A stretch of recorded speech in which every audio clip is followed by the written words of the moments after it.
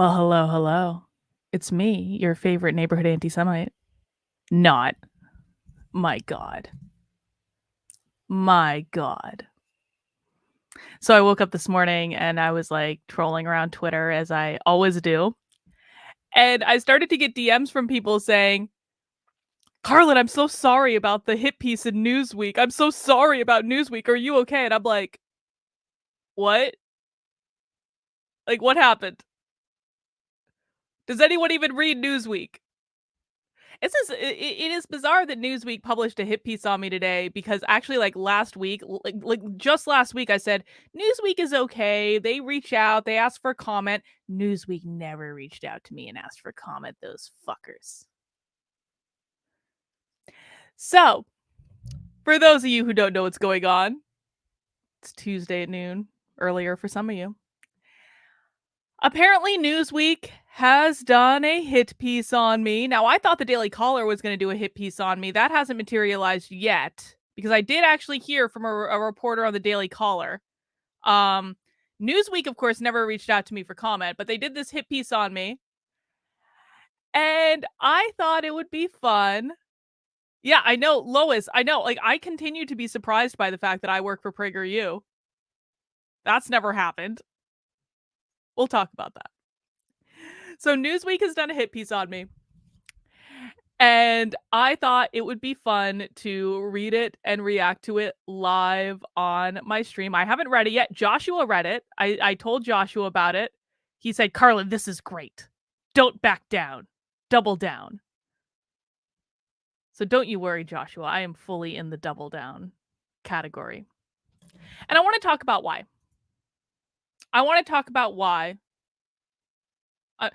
George says, George, I'll remind you of Joshua's advice. Don't check Twitter before coffee. I'm just now having my first cup of coffee of the day. I'm using my Tower of London mug, the one that has the axe for the handle, because I'm sure that all of these people wish they could send me to the tower. Off with her head. But I do actually want to start by having a little bit, I have some things to say. And then we're going to read the Newsweek article. And then I'm going to do a little philosophizing about why people might choose on a spiritual level to have a horrible, terrible death. Because there are reasons. And I want to talk about them. Because on my channel, we are still allowed to talk about spirituality. On my channel, we are still allowed to talk about philosophy. And you know, the whole backlash to my having a spiritual discussion on Twitter and them taking a tweet completely out of context, it started off as kind of a joke for me. It started with conservatives not being able to handle that someone wasn't a conservative Christian. That's who started it. And now it's veered into leftists just looking for someone to cancel because leftists don't know how to do anything but cancel people. And oh no, Joshua and I are on at the same time. Oh no. Oh no. Joshua, I'm sorry. I'm opposite you right now, apparently. I'm sorry. He'll survive. But I do want to just, so essentially what I'm saying is this whole scenario started out as a joke to me, like a typical cancellation. I've been through many cancellations. It's not a big deal. It's a little annoying for a couple of days and then it goes away and everyone goes back to life and people are inherently selfish, so they don't really think about it anyway. But this is actually now starting to piss me off. And I'm going to tell you why. These people are trying to cancel me over a spiritual belief, over a philosophy, if you want to phrase it in those terms, over a spiritual belief that I don't believe that they should be forced to have, over a spiritual belief that I don't believe people should be legislating based on. This is a spiritual belief. It is a philosophy. What these people are trying to cancel is not that I said something un-PC on Twitter. They are trying to cancel your ability, my ability, all of our abilities to think about the larger questions in life, to think about things beyond what the latest headline is and what's the trending thing on Twitter. They are trying to cancel our ability to have human questions.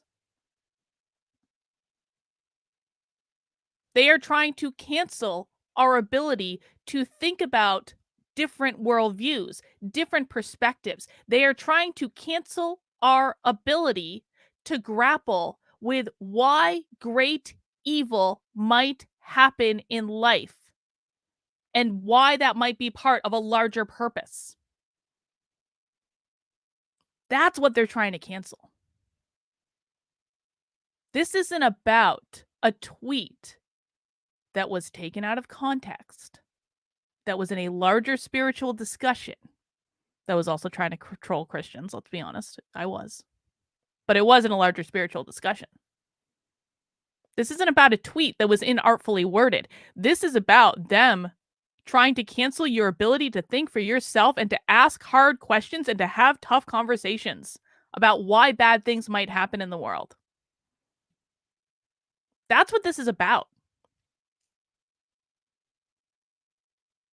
And that's why I will never, ever, ever bend the knee to these people. I will not back down. I will not stop talking about what I believe. Absolutely not. Not under any circumstances. Because if they can get me, of all people, to shut the hell up because they don't like it,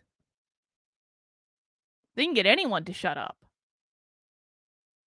And I do not want to live or exist in a world where we are not allowed to have spiritual conversations. I don't want to live or exist in a world where we're not allowed to have philosophy conversations. Philosophical. There's the word I'm looking for. I haven't yet had my coffee. Why would anyone be okay with canceling someone else's ability to think or to look at different worldviews, to look at different belief systems, to try out different ways of perceiving life for size? I'm sorry, guys, the Judeo-Christian worldview is not the only way to view the world. It's simply not. It's not. And I don't begrudge anyone practicing whatever religion or faith or spirituality they want to practice. But you will not cancel my ability to practice and believe what I want to believe either. It will never happen. And so I'm not going to shut up. And in fact, it's funny, I was actually talking about this with Joshua. I was planning on doing more content around belief and mindset and philosophy and these types of perspectives next year anyway. I wasn't planning to start it until 2022, but I was already planning for this, mostly because I think people are so angry and so stressed out that they need other types of content. Dude, I wrote a whole book about mindfulness. Listen. I wrote an entire effing book about mindfulness. This is not out of left field. It is not out of left field that I would be thinking about these questions. It is not out of left field that I would be talking about these questions. It didn't come from nowhere. Many of you have read my book. And I'll tell you where else it didn't come from nowhere either. Who remembers this article? How many of you were around when this article came out? The article that booted me into the public sphere. For those of you who weren't around, in February of 2020, how I got my start in all of this was that I went to a Trump rally after being a Democrat for 20 years, and I wrote an article about it on Medium, thinking no one would ever read it except maybe a couple of my friends and family members. And it went massively viral and got millions of views. And I went on all the conservative shows, and I was like the conservative darling for like a month and a half. And the reason that I bring this up is that if you go back and listen to the interview that I did with Glenn Beck. Go back and listen to the interview I did with Dennis Prager. Go back and listen to any of those interviews, and you will hear me say that I do not believe that I wrote this article, that I believe that this article was channeled through me from a higher power.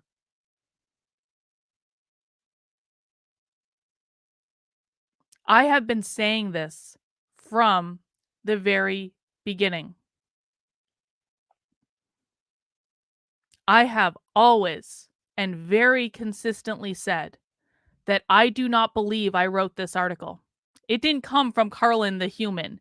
And I know that because I wrote it in about 20 minutes and I didn't want to write it, but I had to write it. I had to get it out of my system.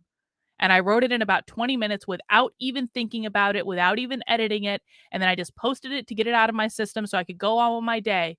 This was something that I believe came from God, that I believe came from spirit.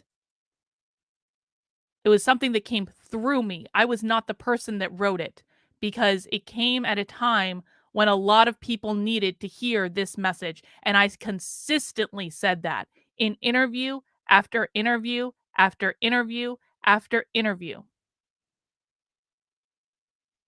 So the idea that I might have a different worldview is not something I have ever hidden. It is not something that I have ever shut up about. It is not something that I will ever shut up about. And I was talking about this with Joshua and saying that I wanted to do more of content related to, perspective and mindset and all that stuff next year anyway. I wanted to go back to some of the mindfulness techniques that I taught people in the workplace for a long time. I wanted to go back and teach people how to use these things in their normal lives to reduce their stress. And I said to him this morning, I said, "You know what? The reason that this little kerfuffle is happening right now is it's forcing me to commit to my beliefs in a very public way. It is forcing me to commit to my beliefs in a deeply public way so that I can't backtrack when it comes inconvenient." And it is also, I do believe it's a sign that this is absolutely something I should be talking about. If I am making this many people angry, if I am making this many people lash out over the fact that I'm talking about spirituality and philosophy in a world where they just want to talk about news and be angry and upset all the time, then I absolutely have to take it as a sign that I am on the right path. And there's a reason I'm going in that direction. And you know what's funny about it too is I kind of got out of spirituality a little bit this year. I'm a little regretful of that, but not really. I got out of practice with some things. But over the past couple months, there's just been so many different circumstances in life that have pushed me back towards meditating, towards practicing the things I used to practice before, towards getting into the habits that I need to be in to be able to help other people find better mindsets and develop their own beliefs. I don't think any of these things are coincidences. I don't think any of these things are coincidences. And Jackbox is getting blocked in the chat.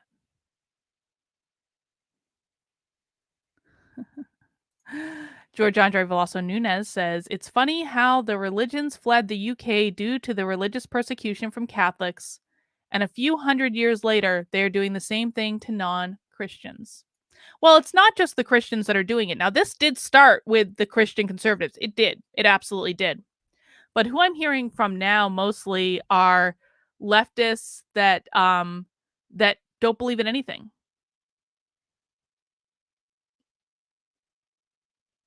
That's who I'm mostly hearing from now, are leftists who don't believe in anything. And listen, man, I respect your right to be an atheist. I respect your right to have no belief system at all. I respect your right to be an agnostic. Don't really care. Doesn't make a difference to me. But I did write about in my book that's going to be coming out next year, I actually did write about how I believe that my faith, my spirituality is the thing that saved me from becoming an SJW, is this thing that saved me from getting pulled into the trap that every other person around me was getting pulled into. And I do believe that people who lash out and engage in cancel culture, oftentimes it's because they don't have anything else in their life. I absolutely believe that my spirituality saved me from living a deeply angry life.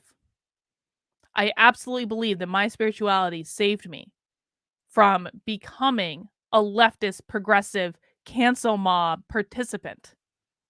I absolutely believe these things. So you want to cancel me for that? You want me to shut up? Good fucking luck. Good luck.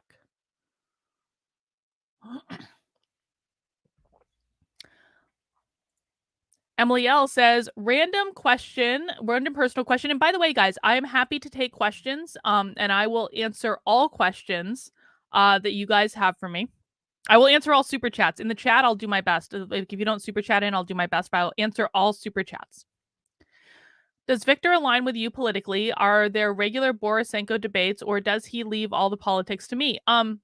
Victor and I more or less agree. Victor might be a little bit more conservative than me. Victor doesn't believe the same. Victor doesn't follow my spiritual stuff at all. I think that Victor is agnostic at best. But he doesn't follow the spirituals. Like we don't really even talk about it. He's like, Carlin's doing her thing. She's going to Peru and doing all these things. Like whatever. If I don't force my husband to believe what I believe, why would I force anyone else?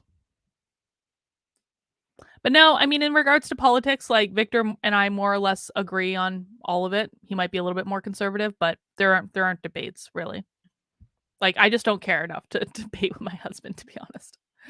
All right, guys, who is ready to read the Newsweek article? Who's ready to read the Newsweek article? And we can look at this and explore everything that the Newsweek article got wrong together. Mount that like button if you would like me to read the Newsweek article. If you're not yet subscribed to the channel and you are not a cancel like idiot, please consider subscribing to the channel, where we will still have spiritual discussions no matter what anyone thinks or says. And I will forever refuse to treat the media with anything other than the absolute righteous indignation with which they deserve. The media is trash. Journalism is dead.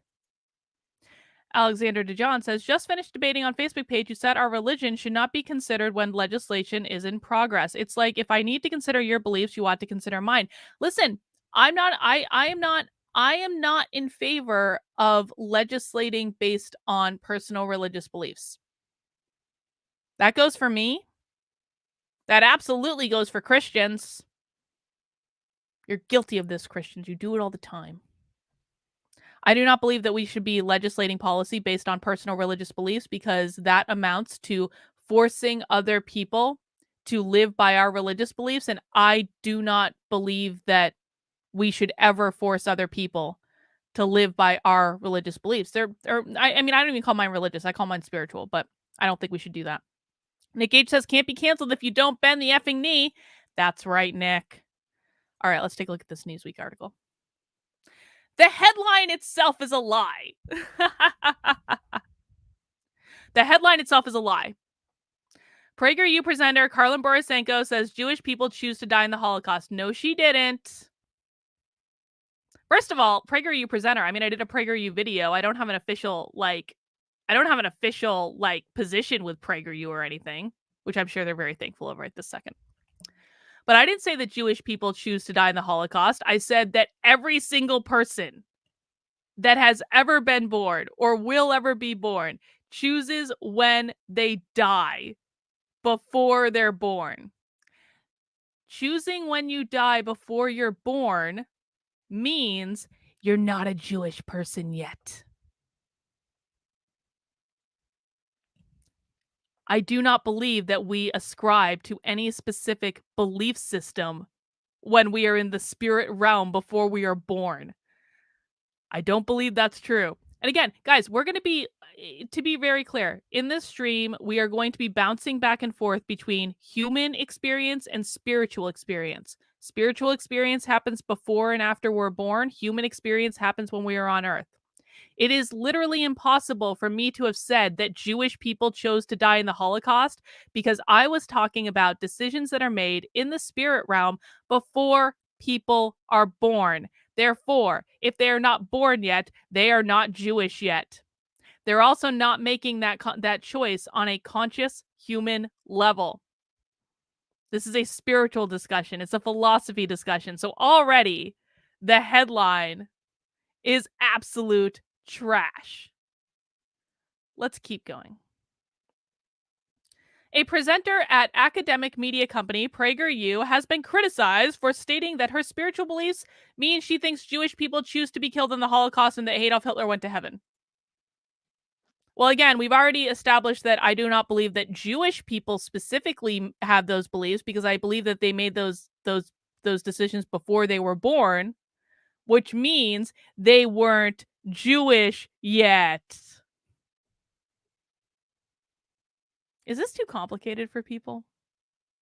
I understand that people who like go to church every Sunday and maybe like, whatever, they maybe haven't been exposed to it, but is this really too complicated to understand that if you haven't been born yet, you're not Jewish yet? Am I asking too much? In regards to Adolf Hitler going to heaven, I don't believe hell exists. So I don't even call the spiritual realm heaven. If I'm saying heaven, I'm using it interchangeably with like where all of us go after we die, which is the spirit realm. But I don't believe that hell exists. So if I believe there is a spirit realm that we all go to after we die that some people might call heaven, and I do not believe that hell exists, where else do you want Hitler to go?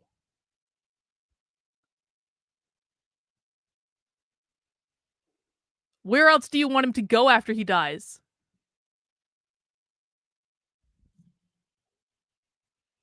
It's really not that hard.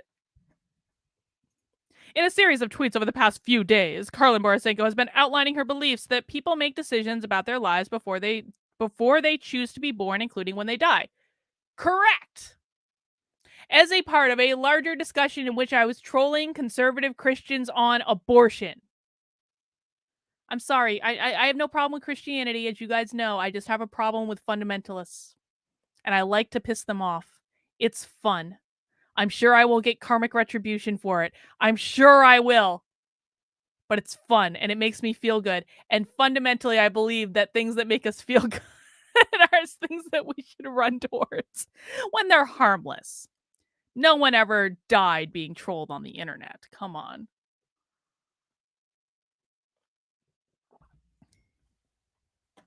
So that second paragraph is mostly true. A mostly true paragraph.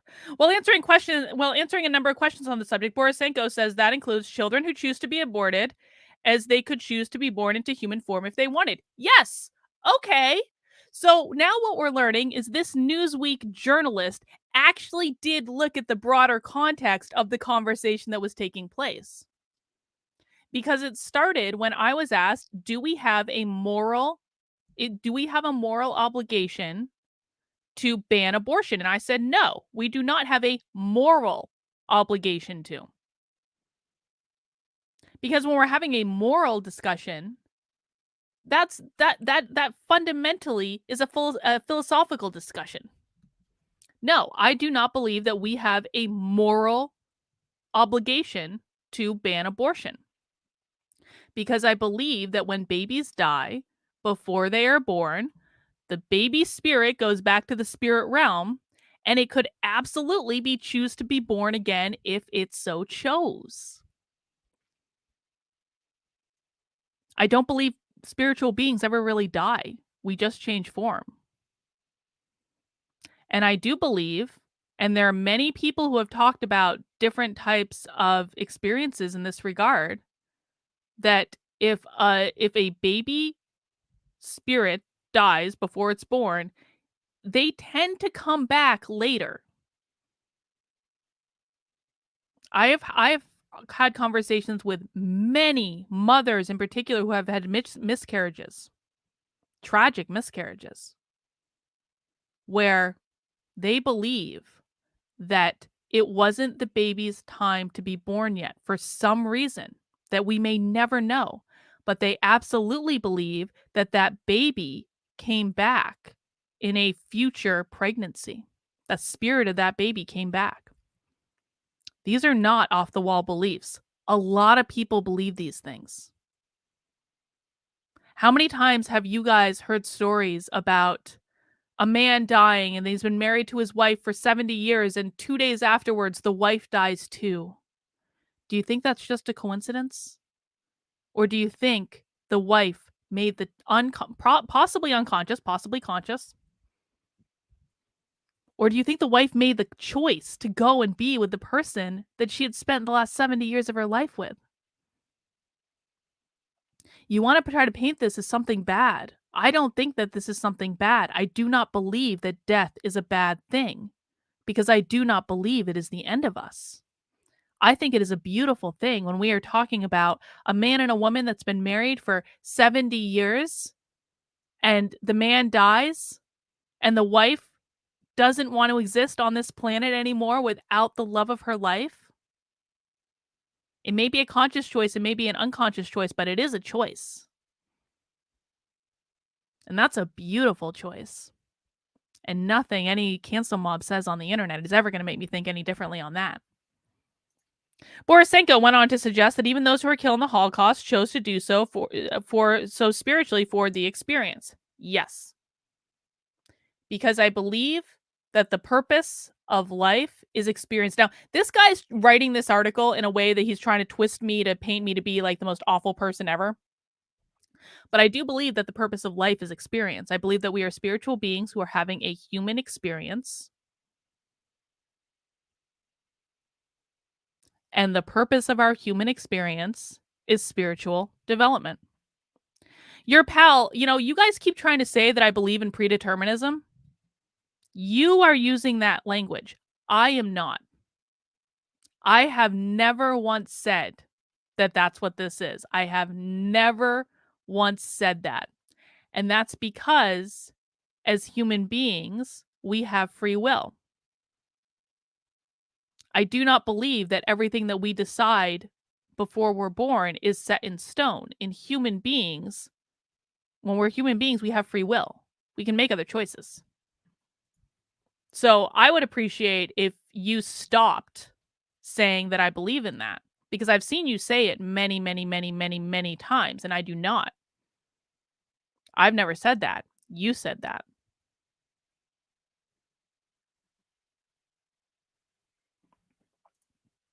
We're going to talk more about the experience bit after I get through this article because I have a lot to say on that.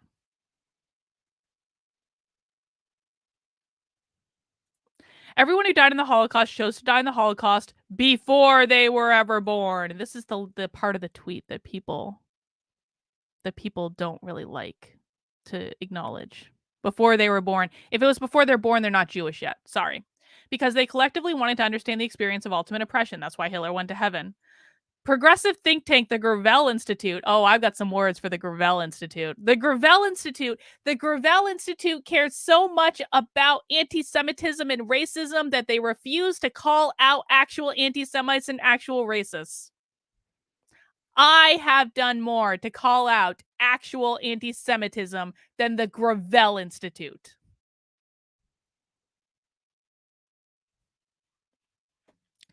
Nomad88 says, do you believe in euthanasia? I believe in a person's right to choose to end their own life.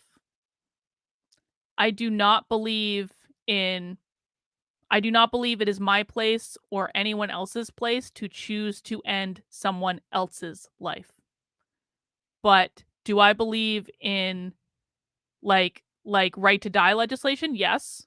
I believe that if a person has a terminal illness and they make the choice to end their own life rather than live out their life in pain and suffering, I believe that that is their choice.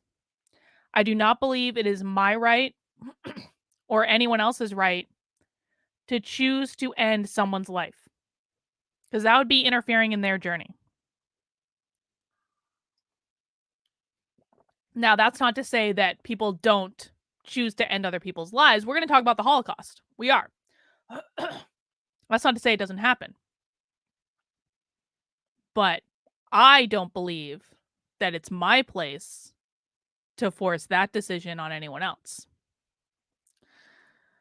Progressive think tank the Gravel Institute, which never calls out actual racism and actual anti-Semitism, and left-wing media company The Serfs, oh God, where are those who criticized Borisenko for claiming that Jewish people subconsciously decided to be killed in their atrocities. So again, Newsweek.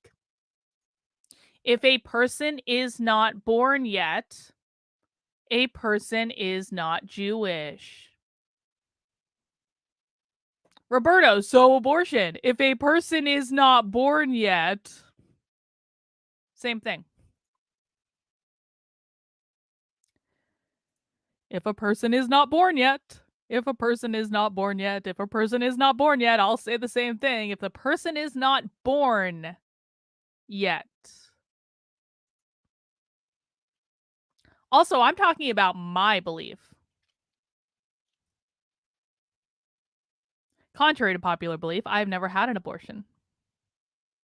Contrary to popular belief, I never would have an abortion. I don't believe in legislating my worldview on to other people. I don't believe that anyone should be legislating their religious beliefs on to other people. It's really that simple. Luis says, "You are awesome. Thank you, Luis. I appreciate all of your work. I hope that I can join you and all the porcupines in New Hampshire. Hey, man, make sure you come up for Pork Fest." Oh my God, they fucking quoted Ian Miles Chung. Holy shit. Holy shit. Newsweek quoted Ian Miles Chung, that fucking troll. Let me tell you about Ian Miles Chung. I said this in 2 streams yesterday. I'll say it again. Ian Miles Chung, when I was being attacked by actual white identitarians and actual anti-Semites, sided with the actual white identitarians and actual anti-Semites to attack me. That happened back in June. Ian Miles Chung sided with actual anti-Semites to attack me when they were coming after me. Ian Miles Chung is far more anti-Semitic than I am. Ian Miles Chung is far more racist than I am. Wow. And that's when I blocked his ass on Twitter, and he's been a little bitchy troll ever since. Ian Miles Chung supports actual white identitarians. Ian Miles Chung supports actual anti-Semites. And he does it for kicks. And Newsweek quoted him.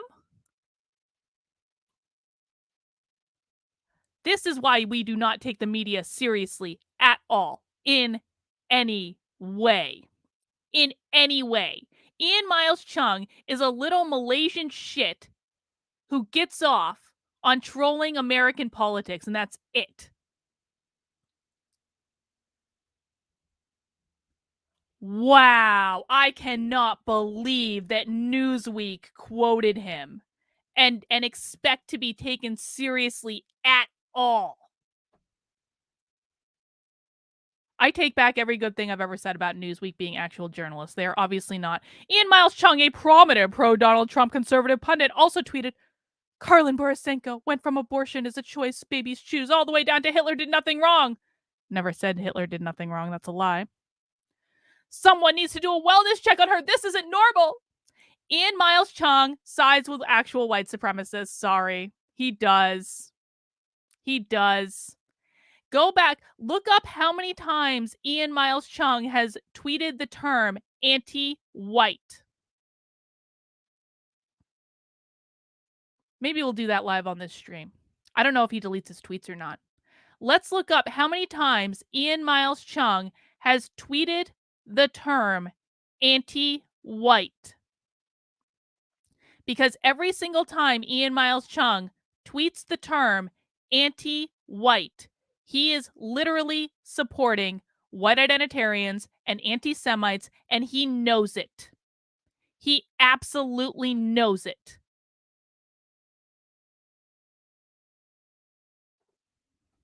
Do you guys see now? Do you see how crazy this whole little fucking club these people have is? George says she's talking about what she believes. She's not saying it's the ultimate truth, like people who can't justify why murder is wrong for themselves. I mean, I continue to ask, if Christians really need hell to deter them from killing someone, then, like, are all Christians just homicidal maniacs that only don't kill someone because they're afraid to go to hell? Like, I'm not going to kill anyone because I don't believe it's my job to disrupt anyone else's journey. I don't believe it's my role. I also don't want to. I don't want to live with the mental pain and mental torment that would come with that. But do Christians really only not kill people because they believe they're going to hell? I mean, that seems to be silly to me.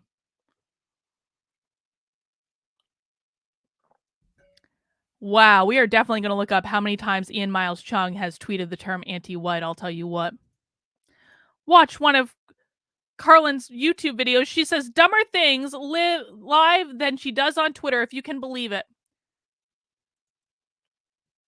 Ian Miles Chung is a little bitch that is just pissed off that I blocked him after calling him out for supporting actual anti-Semites. You can clip that, Ian. What if Ian's watching right now? What if he has nothing better to do in his little shithole Malaysian apartment than watch me on YouTube?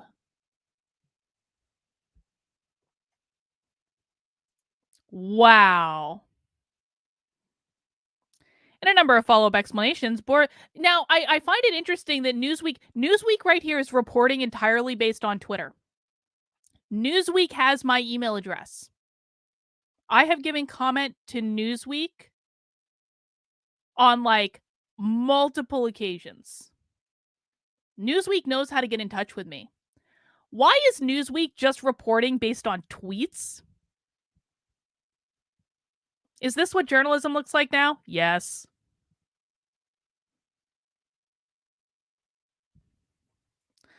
Caleb said Hunter Avalone tried to use me as well. Like Hunter, I used to like Hunter, and I actually do like Hunter's wife. I think Hunter's wife is very, very sweet.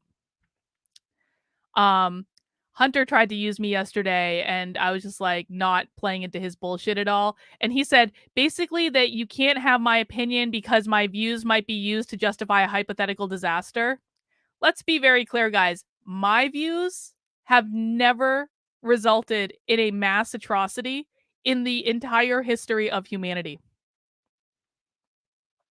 If anyone thinks that my spiritual beliefs are dangerous,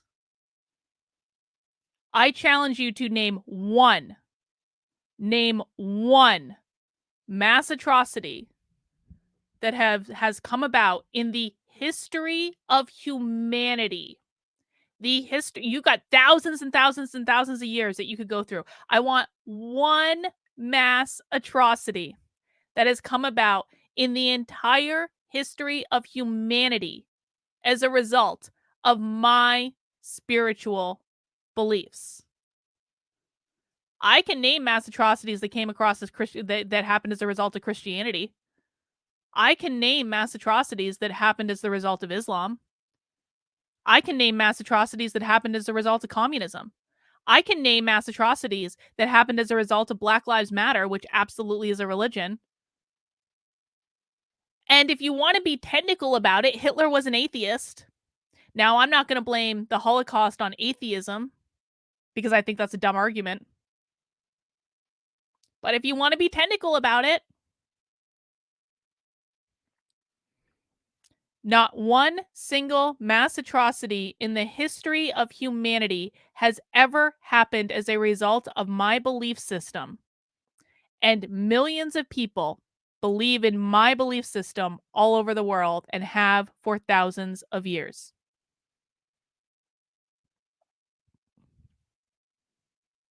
So, Hunter Avalon can take that and suck it. In a number of follow-up explanations, Borisenko denied that her comments were anti-Semitic. They're not anti-Semitic. Because she doesn't believe Hitler went to hell because it doesn't exist, just like the Jewish. Holy shit. Look at this. Because she doesn't believe Hitler went to hell because it doesn't exist, just like the Jewish faith teaches. Exactly. Exactly. How could Hitler go to hell if hell doesn't exist? Jews don't believe that hell exists either. How could Hitler go to hell if hell doesn't exist? This is simple logic. But of course, he's got this inflammatory headline about how I believe Hitler went to heaven. And then halfway down the article, he's like, well, she doesn't really believe that hell exists, just like the Jews. What a bad faith actor you are, dude. What is your name? What is your name? Ewan? Ewan Palmer? Ewan. Let's see some other things that Ewan is written. Oh, God. He looks like Hunter Avalon. A Newsweek reporter based in the London bureau.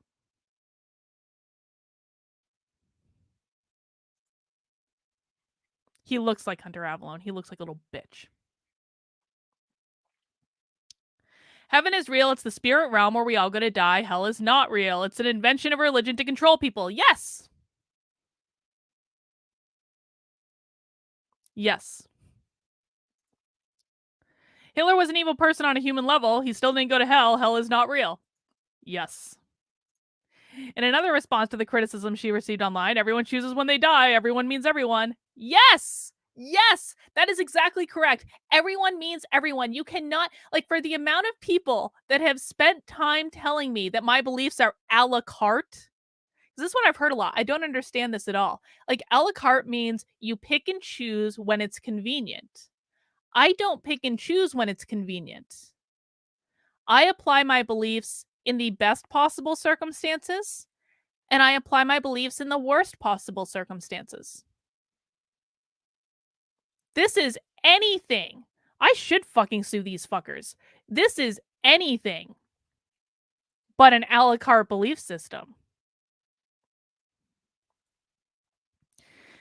It doesn't really have a name. That's why I just call it spirituality. It's been practiced for thousands of years all over the world. It goes by many different names. How did I learn about it? Reading. Honestly, that's how I learned about it. Reading, and then I started studying with different teachers. I've studied with teachers in the US, obviously, in South America, in Asia, in Europe. And there are different nuances. Like, you have to develop your own belief system. There are different nuances in all these places, but the same core belief system is very consistent. So, reading. Course in Miracles. If you want, like, introductory books, I always name contemporary books when I'm first telling people what books to read. These are not like foundational texts, right? I'm not telling you this is like the Bible. I'm not telling you this is the Bible. It's not. But if you want foundational text, look at something like A Course in Miracles. How many millions of people over the world study A Course in Miracles? This is A Course in Miracles. What I'm talking about right now it's outlined explicitly in A Course in Miracles. If you want something that's a little light reading, because Course in Miracles is like that thick and it's like the Bible. It's like the Bible in terms of writing style, not the Bible in terms of it being a foundational text. Although some people consider it to be. I don't, because it came like in the 70s. Read Conversations with God. Conversations with God by Neale Donald Walsch. That'll give you a good overview in it.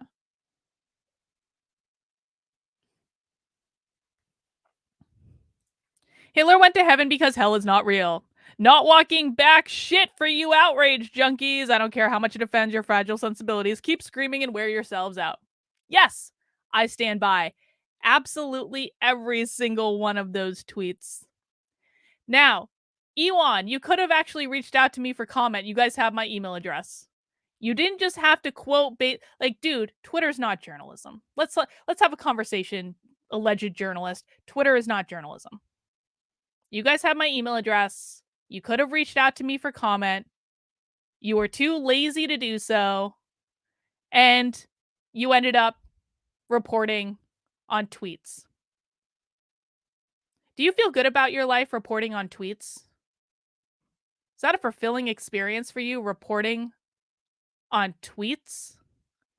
Is that when you went to journalism school, Ewan? When you went to journalism school after graduating from the University of Sutherland and became a copywriter, when you went to journalism school or whatever school you went to, did you dream of one day reporting on tweets? Was that the pinnacle of journalism that you were trying to achieve?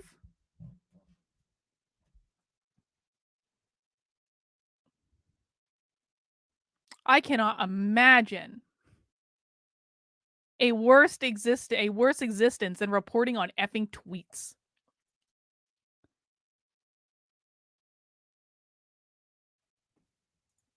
In 2020, Borisenko attracted media attention by declaring that she would be leaving the Democratic Party and becoming... No.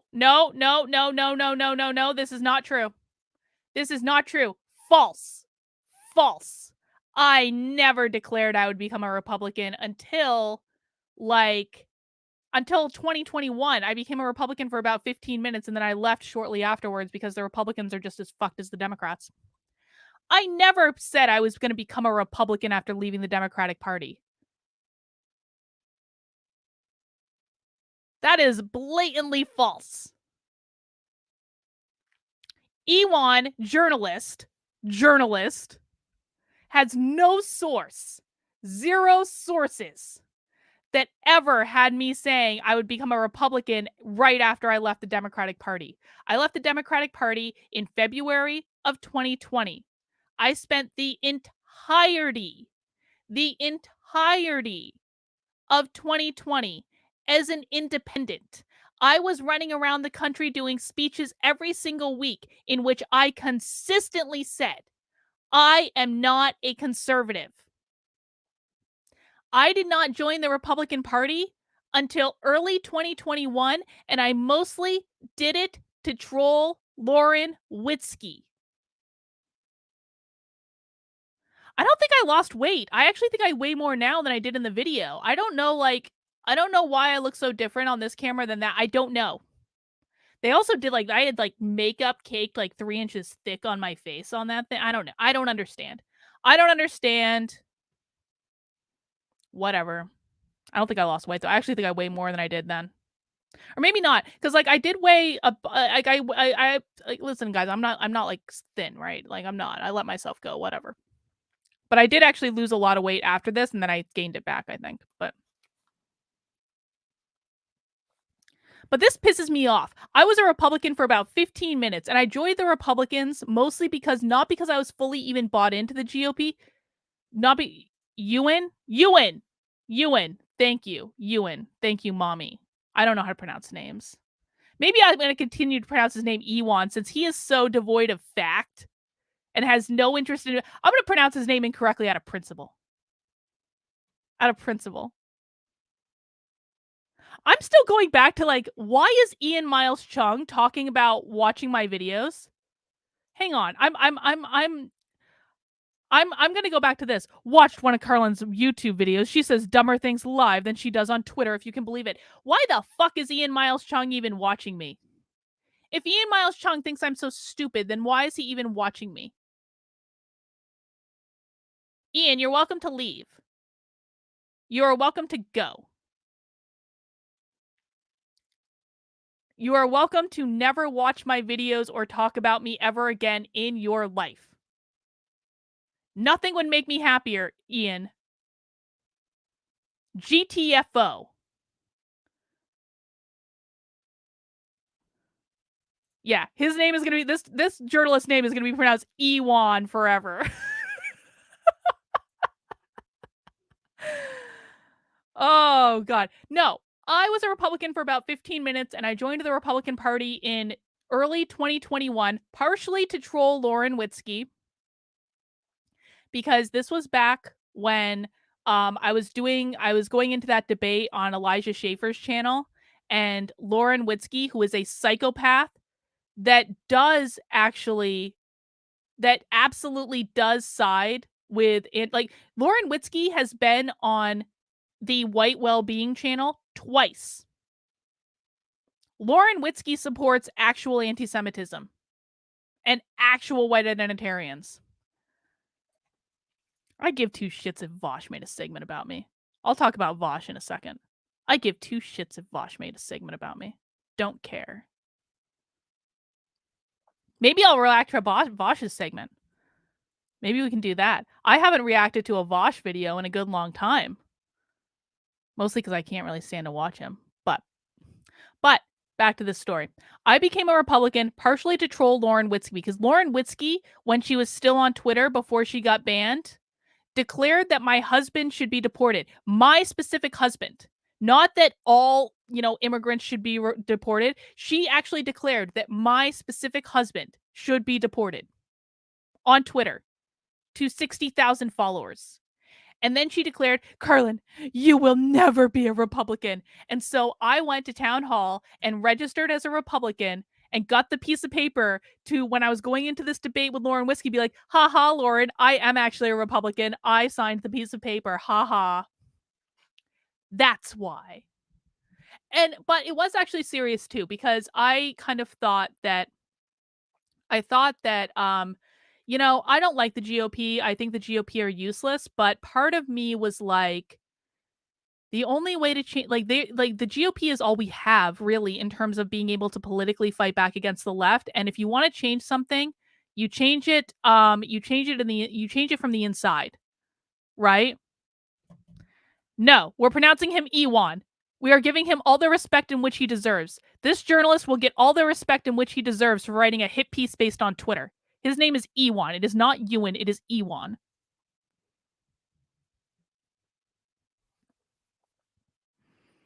So I kind of had an idea that, the responsible thing to do is sign up to be a member of the GOP and try to change the Republican Party from the inside and try to solidify because I do actually believe like the MAGA movement, this populist movement, is a good thing. I do believe that is a good thing. And I wanted to be a part of changing that from the inside. And then I realized that the Republicans are just as effed as the Democrats, if not more so. And I started hanging out with the libertarians in New Hampshire. And I found out about the Mises Caucus because I didn't know about the Mises Caucus before. The Mises Caucus is... I wasn't contacted for comment. That is a blatant lie, Ewan. I see that line now on the screen. I was never contacted for comment, Ewan. Let me look in my email right now, you fucker.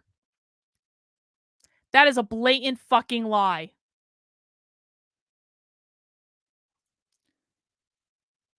I'm looking at my email right now. Ewan Palmer. Nope, never contacted me. Liar. That is a blatant lie. So I became a Republican for about 15 minutes. Then I discovered the Mises Caucus. I discovered how much more aligned I am with the Mises Caucus than I ever was with the Republicans. And I left the Republicans and I joined the Mises Caucus and the Libertarians, and I'm very happy, and I've never looked back. Maybe he sent a DM on Twitter. I don't believe so. Let's see. What is Ewan's Twitter? What is Ewan's Twitter? Let's see, Ewan. Oh, he did. Oh, fuck. Now you guys can all see my messages too. Shit. He did send me a DM on Twitter. Probably shouldn't have showed all my messages on the screen just then. Let's see. I'm going to do a new tab. Hang on. Whatever. I don't have anything incriminating in my Twitter.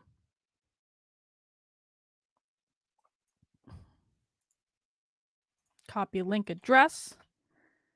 I really don't have anything incriminating in the message. I don't believe I have anything incriminating in the messages on my Twitter.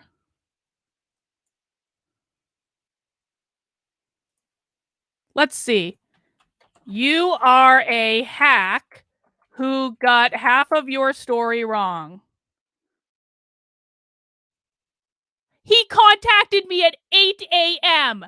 Hang on. Hang on. No, look at this. Hang on. I'm gonna bring up a screenshot. He contacted me at 8:30 this morning.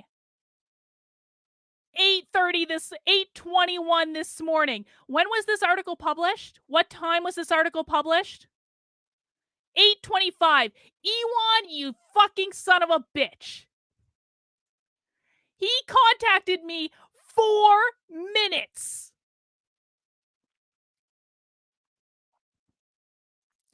4 minutes. Let me show you this. I'm going to show you the freaking DM, the screenshot I just took of the DM so I don't show you all my DMs again. 4 fucking minutes. Why can't I share this screen? Hang on. Oh, fuck. Hang on.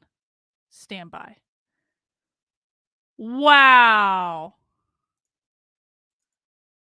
Oh, this guy's getting dragged on Twitter so fucking bad. Check this out. Good morning, Carlin. My name is Ewan, and I'm a reporter for Newsweek. How are you? I've been seeing you've been tweeting a lot about recently. I was wondering if you would like to offer a statement or comment regarding criticism you have received for suggesting Jewish people choose to die in the Holocaust. 8:21 a.m. He sent this at 8:21 a.m. Now let's take a look.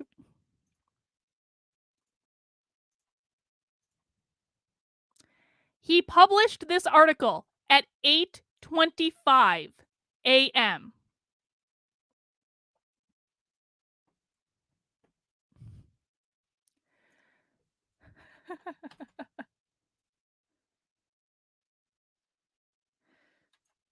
Oh, I'm tweeting about this shit right now. We're doing this live. We're doing this live.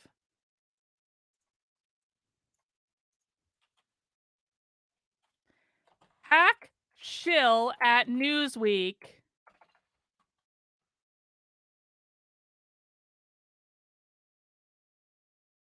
Ewan Palmer contacted me for comment 4 minutes before he published his hit piece.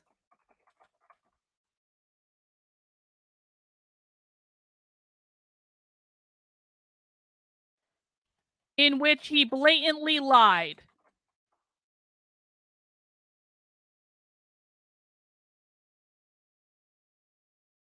And published several overtly false statements.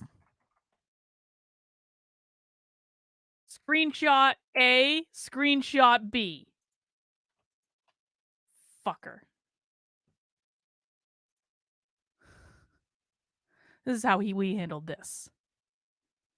4 fucking... She was contacted for comment. 4 I wasn't even awake yet.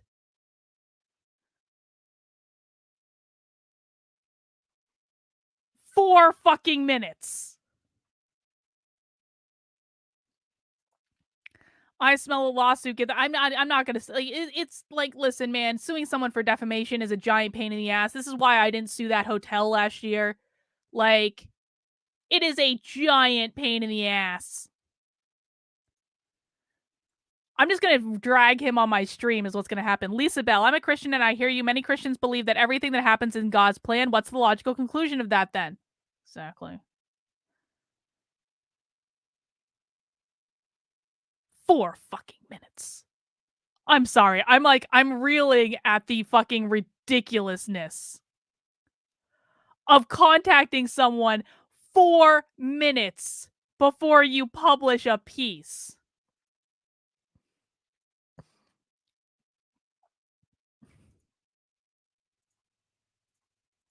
I'm gonna DM him back, be like, here's your fucking comment, you shill.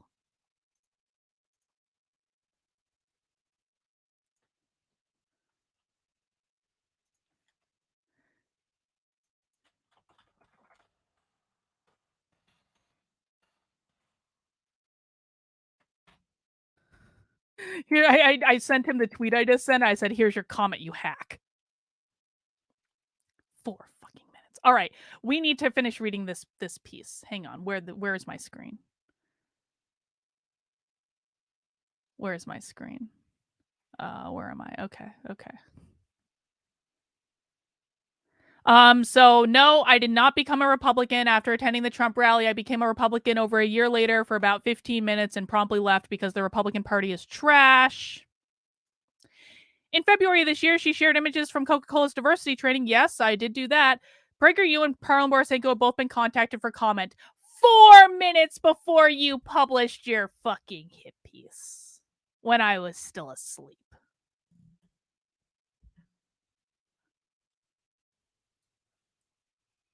Oh, I hate that picture of me so much.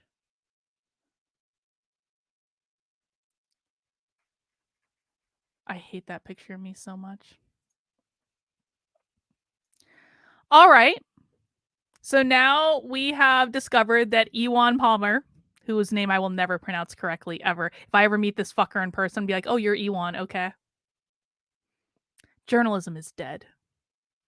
And I also want to point out, too, you know what? Listen, I'm going to do it. Everyone wants to call me an anti-Semite, Ewan. Ewan, of course, has been up and down my Twitter writing his little hit piece. But you know what Ewan did not bother to report on? Do you know what he didn't even bother to report on? Let's look at my Twitter real quick. If you're going to my Twitter, you're going to see right at the top. It's literally right at the top. Literally right at the top. It's pinned to the top. You're going to see the article that I did actual journalism on, which talks about actual anti-Semites and actual white identitarians. Now, if you are not familiar with this article, if you're coming in midway to this stream, if you haven't followed the work I've done in this area, you should go back and watch yesterday's morning stream where I walk through this article again. Or you can watch any of the other streams that I've done on this article and these people. Because I, unlike Ewan Hack journalist from Newsweek, have been one of the only people calling out actual anti-Semitism.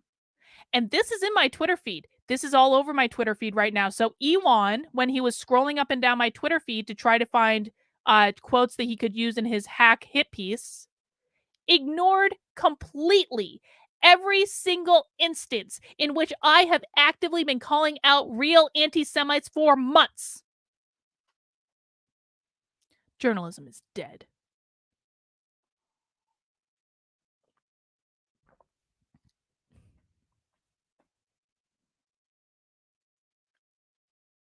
Of course, they ignored all of this. And of course, Ewan isn't going to do any actual journalism on actual anti-Semites either.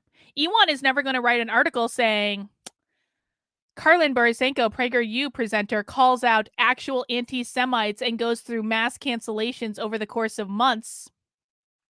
Karlin Borisenko, PragerU presenter, calls out overt racists in white well-being movement. Karlin Borisenko, PragerU presenter, goes after conservative media for platforming white identitarians and anti-Semites. Those are headlines that will never, ever, ever, ever, ever, ever, ever appear in Newsweek because hacks like Ewan fucking Palmer can't bother to do real journalism and just want to create outrage. No interest in the truth whatsoever. No interest in actual anti-Semitism whatsoever. No interest in actual racism whatsoever.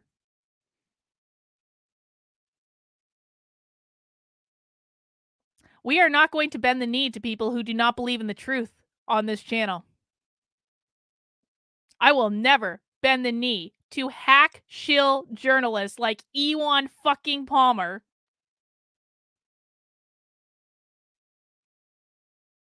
who have no interest in what the truth is, no interest in anti-Semitism, no interest in any of these things that I have been calling out since June. You know, I did a stream with Spectre on Twitch last night. Spectre is a leftist. You can find the link to the stream in my Twitter feed. It was a really good talk. It was a really, really, really good talk. Because we don't agree on a lot of things, but we align where we can and like we treat each other respectfully. And he was so confused about why no major journalism outlet has picked up any of the reporting that I've done on actual anti-Semitism for months. I've reached out to all of these publications. I sent them everything I had. I didn't even need to be credited. I don't care about getting credit in this case. I reached out to the New York Times. I reached out to the Washington Post. I reached out to the Anti-Defamation League. The Anti-Defamation League told me specifically that they weren't interested and didn't consider it a problem.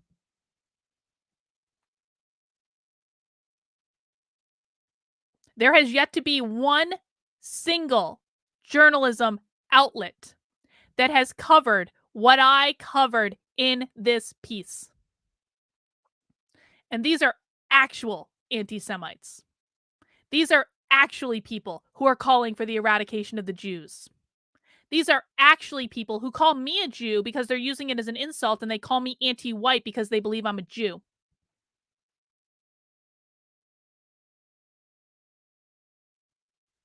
Ewan Palmer of Newsweek isn't interested in any of these things because he's not a real journalist. He doesn't really care about anti-Semitism. He only cares about clickbait fucking hit pieces that get likes and shares and comments.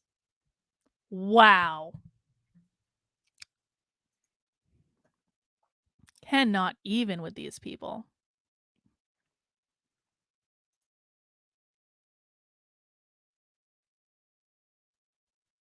Cannot even.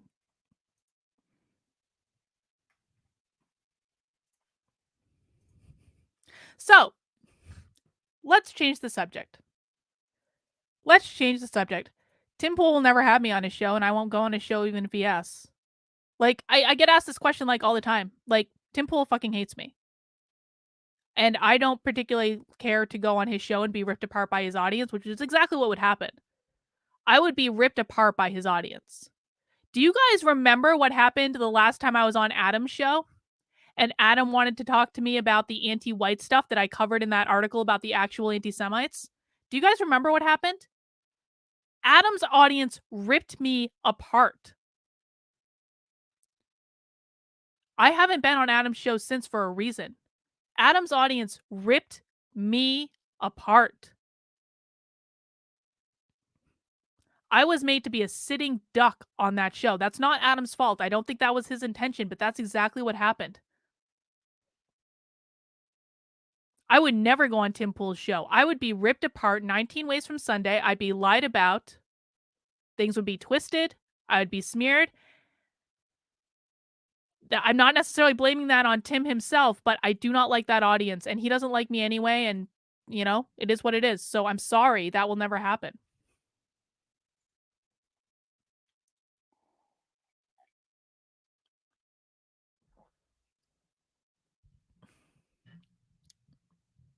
All right. So what I want to talk about, though, I want to shift gears. I want to shift gears because I am now more determined than I have ever been in this little journey to talk about higher level belief systems. Yeah, I'm not saying Foos Monkey. I'm not saying that everyone in Tim's audience would do it. I'm not saying everyone would, but a lot would. And it's just not something I care to deal with. There's no return. Like, there is no return for me. Like, what am I going to get out of it? More people who hate me and are screaming about me on the internet. So what? I am fine with talking to my audience. I'm fine with my audience. I'm cool. But I do want to change the subject area to talking about, like, why actually. Let's actually have a conversation about this, guys, because, you know, unlike all of the idiots in Ewan Palmer at Newsweek, um I actually am pretty self-reflective about my beliefs. And I, you know, if I'm dealing with challenging questions, like my beliefs are not applied a la carte. I cannot I cannot change my belief system based on whether or not it is a convenient it is a convenient thing. Okay? So I believe that all of us, every single one of us, make choices about our experience before we're born from a spiritual perspective. Sometimes we choose good, sometimes we choose bad. Every life has a mix of good and bad because I think that we learn best by contrast. If we do not understand light, or excuse me, if we do not understand dark, then we cannot truly appreciate light. If we do not understand bad, then we cannot truly appreciate good. If we do not understand cold, then we cannot fully appreciate hot. I believe that we make these choices to experience good and or bad based on whatever lessons are trying to be learned at the time. Nomad says, I watched Channeling Eric segment with Hitler. I'm super skeptical. It's okay to be skeptical. It's okay to be skeptical. So what he's talking about is there's a channel that I really like called Channeling Eric, um, where they do afterlife interviews with people. And they talk about that. They talk to them about their life experiences from the perspective of being in spirit. Now, you don't have to believe in channeling. You don't. You don't have to believe it's real.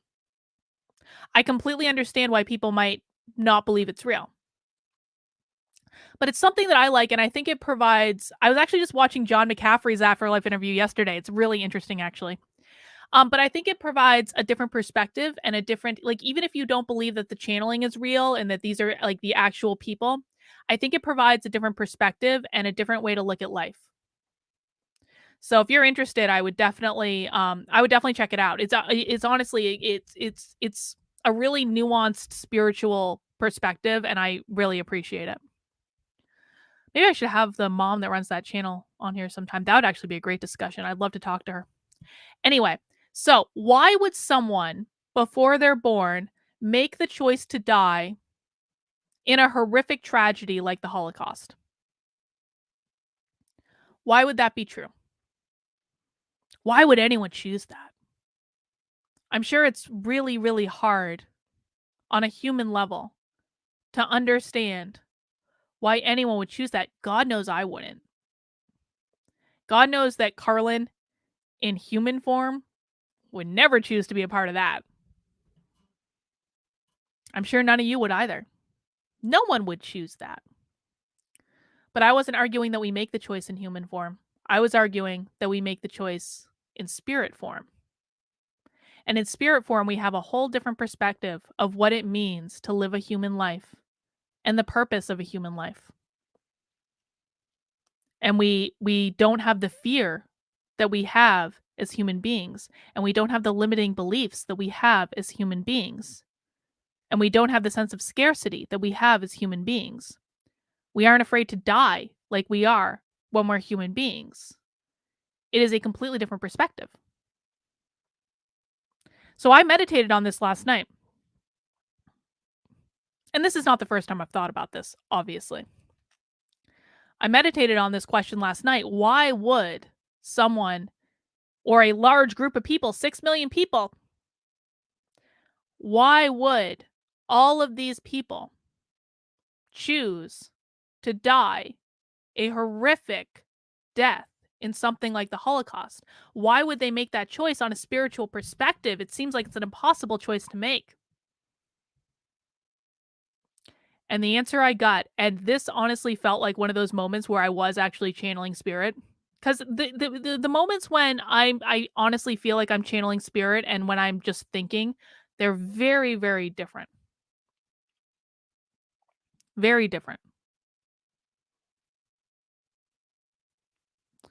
So the moments when I'm channeling spirit, it just feels like it, like I can't explain the difference, but it's like there is there is a peacefulness and a depth at which the information kind of percolates in my brain that is different than when I'm consciously thinking about something. And so I meditated on this question last night, and the answer that I got was, what a beautiful gift for all of us that 6 million people would make the sacrifice to live a life where they died a horrible, horrific death. Because if life is about experience and we can only truly know and love good experience if we also know and love bad experience, then those 6 million people made the choice in spirit form, not in human form, Ewan Palmer, before they were ever Jewish, they made the choice in spirit form to live and suffer a horrific tragedy so that all of us, because I believe that everything we experience as human beings goes back up into the collective consciousness. We all have access to it. I'm you, you're me. Everything that I experience goes into the collective consciousness. Everything that 6 million people experience go into the collective consciousness. So by virtue of those 6 million people sacrificing that lifetime to die a horrific death, to have a horrific experience, they allowed all of us to understand love and peace and security and freedom on a whole new level. We can't understand light without understanding dark. We can't fully understand and appreciate positive, beautiful, wonderful, joyous, fulfilling experiences unless we also know and understand hate and pain and suffering.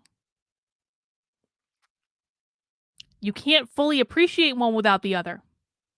You can't fully appreciate hot if you don't understand cold. You can't fully appreciate love if you don't understand hate and heartbreak. You can't fully appreciate one without the other. And so, if we're talking about the spiritual reason why so many people would make the conscious, spiritual, not human, Ewan, spiritual choice to live that horrific event, they made the choice so that all of us could understand love and peace and security on a different level. And to me, that is a sign that we should have nothing but honor and respect for the sacrifice that they made. And the fact that this is being used to form a cancel mob.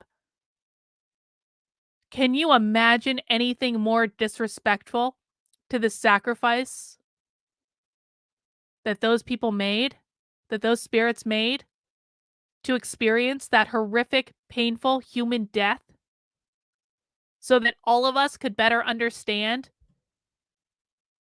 joy and love and security and freedom and all of the things that they didn't have?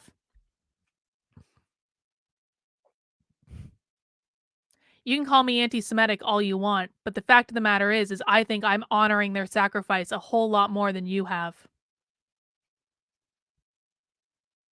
And it made me sad last night when I was thinking about this. It really made me sad. The fact that this is being used as a political weapon to harm people that they disagree with politically. The fact that something so ridiculous got taken out of context and then used as a weapon completely spits on the sacrifice that was required from a spiritual perspective to allow that was made for all of us so that we could all understand the most horrific possible thing that could happen, or one of the most horrific possible things. I'm sure humanity can dream up other horrific possible things, but that would be why. Because from a spiritual perspective, before we're ever born, before we're ever Jewish, from a spiritual perspective, you know that you never really die. You know that if you experience the worst possible things you can experience, that opens you up to appreciate the best possible things that you could possibly experience. You know that if you make that sacrifice in one lifetime, guess what? You can have a completely different experience the next lifetime.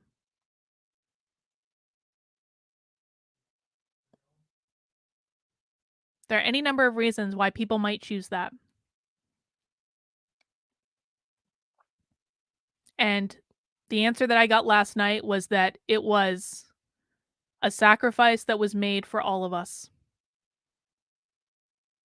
so that the entirety of humanity could better understand the opposite of what happened in the Holocaust. So that every single one of us, every single person watching right now could better understand freedom and empowerment and every positive emotion that they didn't experience or couldn't experience because of their circumstances in that horrific event. Because you cannot understand light if you do not understand dark.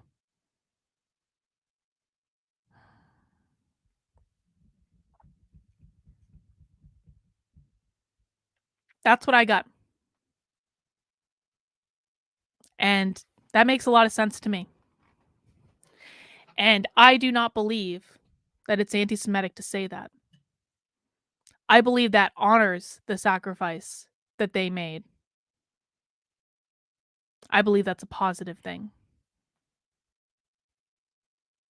I am forever grateful for people who chose to go through that experience so that I could better understand the opposite of that experience.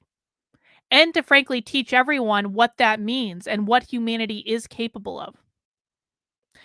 Does anyone there's like a found footage horror movie that came out called Devil's Pass. It's based on a real event of like hikers going into the mountains in Russia. I'm gonna mispronounce this. Divayev Pass, something like that. Has anyone heard of this movie or know what I'm talking about?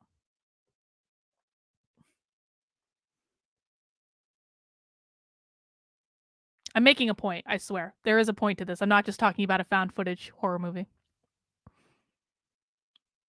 What is the name of it? Oh my god. Devil's Pass, Russia.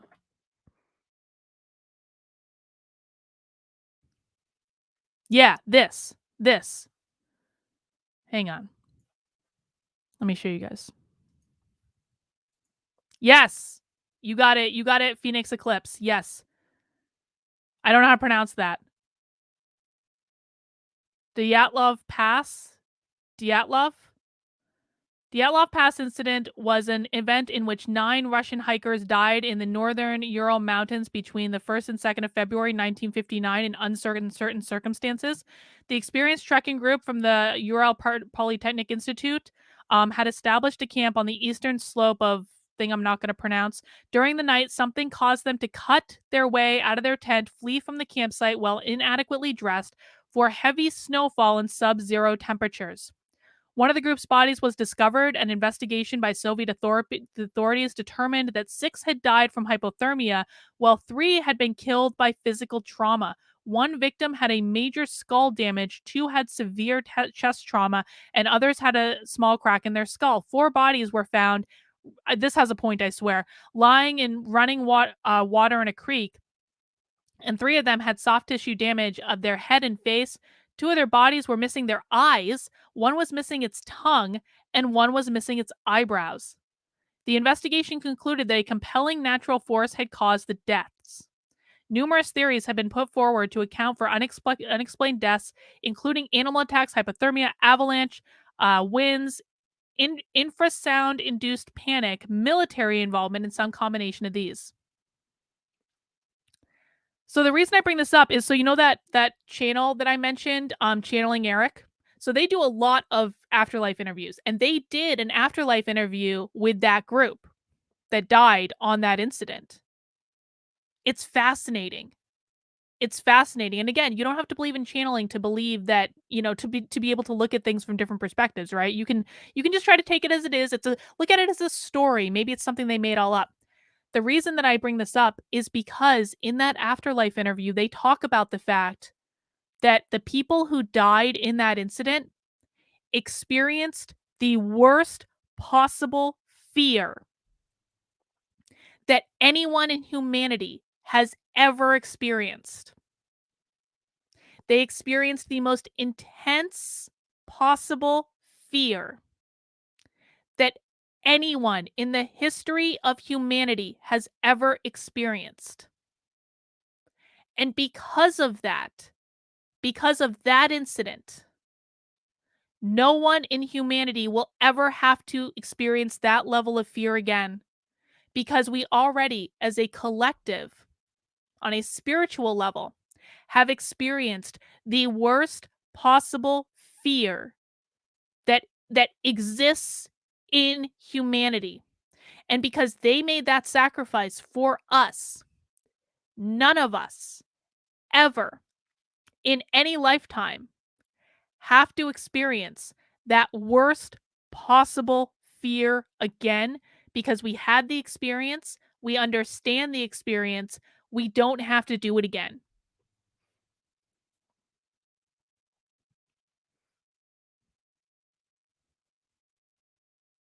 That's why we choose to experience horrific things. That's why. There's a reason for it. There's a purpose of it. Yes, that is a theory. We're talking about philosophy. We're talking about spirituality. I am under no obligation to provide scientific evidence for a philosophical belief. If you don't want to believe it, don't. If you don't want to have a discussion about things that can't be scientifically proven, then don't. I am not the channel for you.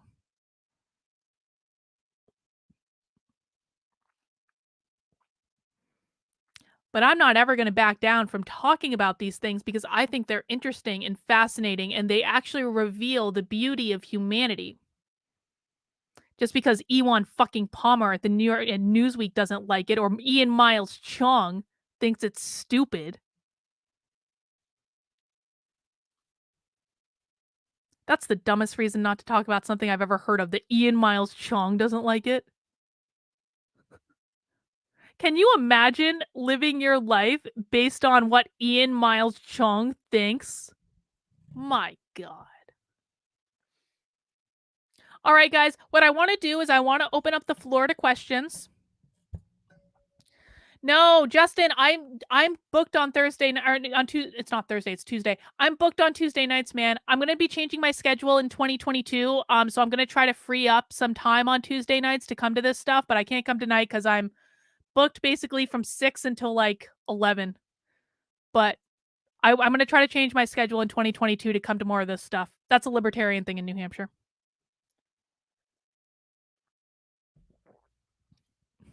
No, I don't need to show evidence. I don't need to show any evidence. I am under no obligation to provide scientific evidence for a spiritual belief. Sorry. Not sorry. I don't care about convincing anyone. I care about having discussions.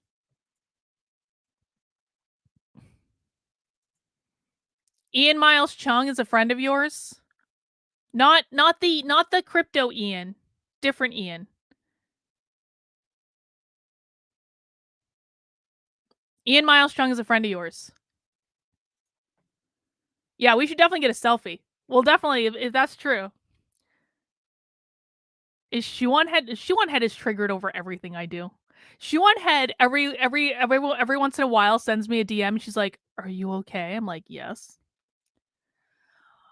Wow. Oh yeah, we definitely need to get a selfie together then. Tell that little fucking troll he can go fuck himself.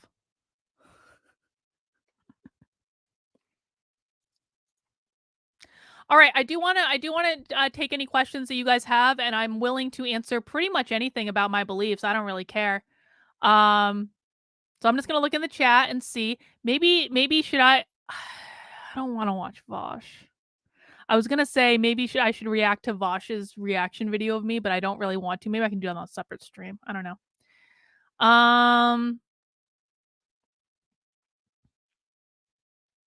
I don't believe people like I don't I'm not saying that I believe that things are absolutely predetermined, because like here's the thing, and this is I've gotten saddled with this and I don't like it.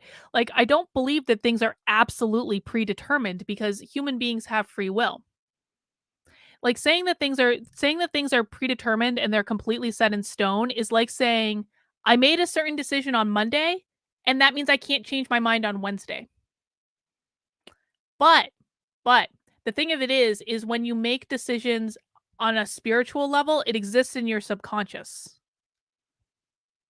You may not be consciously aware of it, but it exists in your subconscious. Our subconscious is a lot more powerful than our conscious belief system. So we can say, "No, I'm not I don't wanna be part of I don't wanna go hike up a devil's pass in Russia." But our subconscious is still gonna wanna do it. So, we can make different decisions, but life tends to be a lot harder when we make those decisions.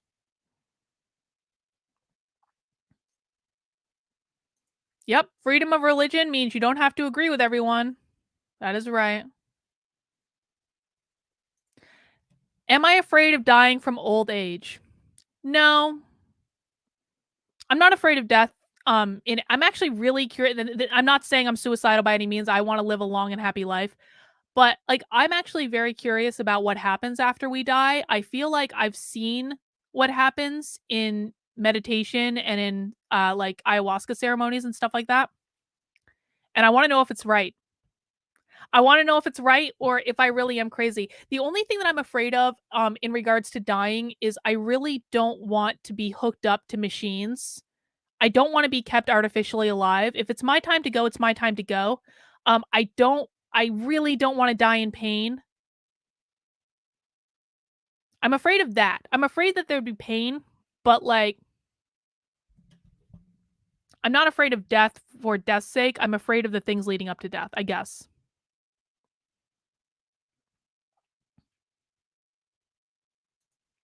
Thank you, Elsie. I appreciate it.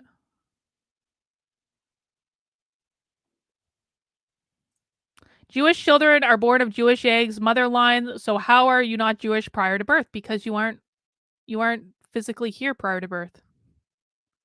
You aren't physically here. It's real simple, guys. Why are my glasses so crooked today? You're not physically here. Is it possible the experience could end, like, if we experienced everything as a collective, what's left? That's a good question. I don't know the answer to that. I don't know the answer to that. That's a good question. Like, I don't know everything, guys. Just because I've been studying this stuff for 20 years doesn't mean I know everything. Carlin, it sounds like you believe in law of attraction. Yes. Well, okay, so a lot of these things are interrelated, right? It's I do believe that we are all just energy. And law of attraction is a belief that we're all energy and that we can attract certain things and repel certain things. Yes, absolutely. I believe in the law of attraction. I have a psychic on my channel every week. Oh, look, the tower. Oh, God, what an appropriate tarot card. This is a tower event. Joshua wants me to make a tower event happen. This is a tower event. No, I believe in all this stuff because it's all energy. It's all energy. So, yeah, absolutely. Do I believe in serendipity? Yes, absolutely. I believe that serendipity happens, when we have, like, soulmates. I believe my husband's my soulmate. It is a miracle that my husband and I even met in this lifetime. So many things had to happen. Yeah, but I don't believe there are any coincidences. I believe that,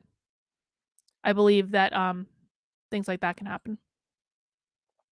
In a spiritual space and time do not exist as we know it. Pre-incarnation existence is aware of full incarnation, but while in it, we appear to have free will. Yeah, more or less, I agree with that. Oh, dude, I'm not even gonna get into the discussion of the fact that time isn't real. That is a whole other discussion. Time is not real. Time is a human construct that we've created in order to make sense of our experience. Everything that has ever happened or will ever happen is happening to us right now. Try to wrap your head around that one in meditation. This is a non-spiritual question. Do you think Trump should run in 2024? If not, who? I don't know. I would love to see Trump run again, but that's selfish. That is a purely selfish thing. That is a purely selfish thing. I would love to see Trump run again, but that's incredibly selfish of me. I don't know that it's a good idea. I just think it'd be funny. Yeah, exactly. Twin tails. They were noble sacrifices. That is exactly right.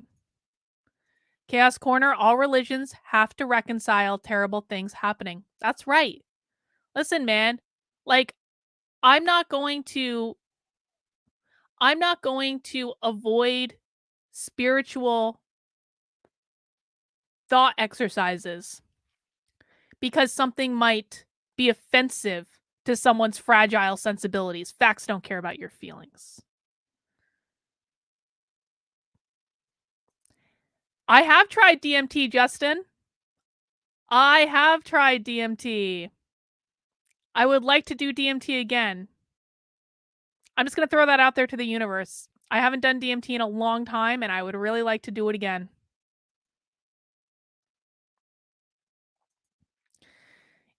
Caleb says, it certainly is interesting, and everyone has the right to their own beliefs. If people don't have to prove a man was swallowed by a whale, then you don't have to prove anything either. You know what's been so bizarre to me? Has been the people who are like, prove that hell isn't a real place. I'm like, I can't prove a negative. It is your obligation to prove that hell is real. Give me some scientific evidence that hell is a real place. I do not have to prove to you that hell is not a real place. Giorgio says, when someone makes a spiritual decision for their future life, what knowledge are they drawing on? So when they're making that decision in spirit, they understand. When you're in spirit, you understand every single life that you've ever lived. You understand every single experience that you've ever had as a spiritual being. And then you're saying, okay, here's what I want to do next. Here's what I think would be interesting next. So you're basically drawing on every single experience that you have ever had as a spiritual being ever. Just like when you make decisions in life, you are drawing on every single human experience that you've ever had as a human. But as spirit, we know that we never really die. We know that we are infinite beings. And we know that we have had many lifetimes before, and we understand all the lessons of those lifetimes. If you've ever seen the movie Defending Your Life, has anyone ever seen that movie? It's a great movie. So I do believe we do a life review. Not like defending your life. You don't have to like justify it to judges or anything. But I do believe that when we die, we do have a life review and we look back over our experience. One of the things I think about often is like when I'm in my life review after I die, what do I want to see? What would I be proud of? What would I be like, "Ooh, that was a mistake."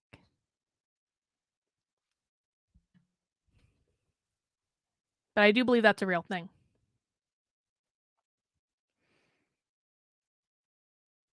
Janice, thank you for your DMs. I have been reading them, even if I haven't always responded, and I appreciate it. Carlin, it's more like you choose event to put on the map board as a spirit, and the choices you make in life affect which events you actually run into. I don't agree with that. I understand what you're saying. I just don't agree with it. George Andre Veloso Nunez says, I hear you. How would this philosophy explain reoccurring events in history if those events should have taught us not to repeat it? Human beings have free will, and many human beings make the human choice to ignore their intuition. But there is something, and sometimes we have to, like, did you ever, okay, sometimes you have to experience failure multiple times before you learn. As human beings, I'm sure that most of us know that sometimes you have to practice, right? Like, you don't just pick up a musical instrument and are able to play a musical instrument even if you've had lessons. You have to practice. We're not perfect. We will never be perfect.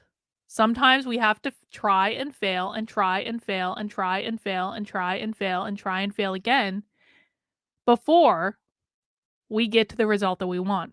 It's the same thing.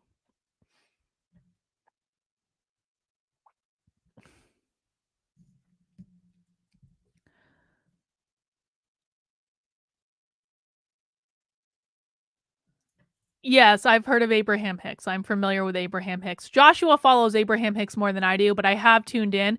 You know what my favorite is? There's a group called Theo. I like Theo. Actually, the woman who channels Theo taught the woman who channels Abraham Hicks. I should go on Tower Power. I don't know about that. I don't know if that's a good idea. Maybe.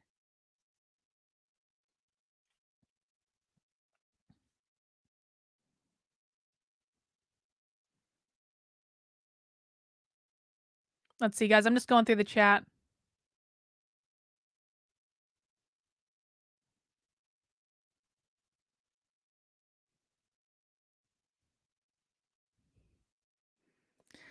Lady Feline 3 says, "What when spiritual decisions are made, are they general or specific? Did those who experience the Holocaust choose to suffer that specifically, or just to experience in a horrific life of suffering?" I believe that this is one of those things, and go watch the Channeling Eric, channeling like the Hitler Afterlife interview, and this might illuminate this for some of you. But this is a theory. I believe that when you have events like that, that's a huge mass event. We're not just talking about something that just happened to one person. We're talking about something that happened to many people. And I have to believe my perception is it was specifically planned by the people involved because it's just too big of an event. It's like it's too big. It's too earth-shattering for lack of a better term. But I could be wrong about that. I'm a human. I don't know. We'll all be able to know someday, I guess. Um, but like I said, I do believe it wasn't that they just chose to suffer. Although people do choose that, I do absolutely believe that people choose that to experience what suffering feels like so they can truly appreciate what not suffering feels like. But I think that this was for a specific reason. I don't know what that is because I'm a human. I'm not in spirit form right now, and I can't channel everything all the time. Yeah, Justin, you and I are gonna be best friends. BFFs. Tell Ian Miles Chung you and I are now BFFs, Justin.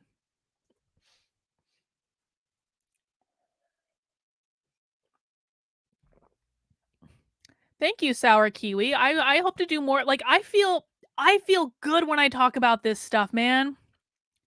I've been so burnt out lately on the news. And and again, I've been dealing with this white identitarian bullshit for months. Like legitimately. I'm so burnt out.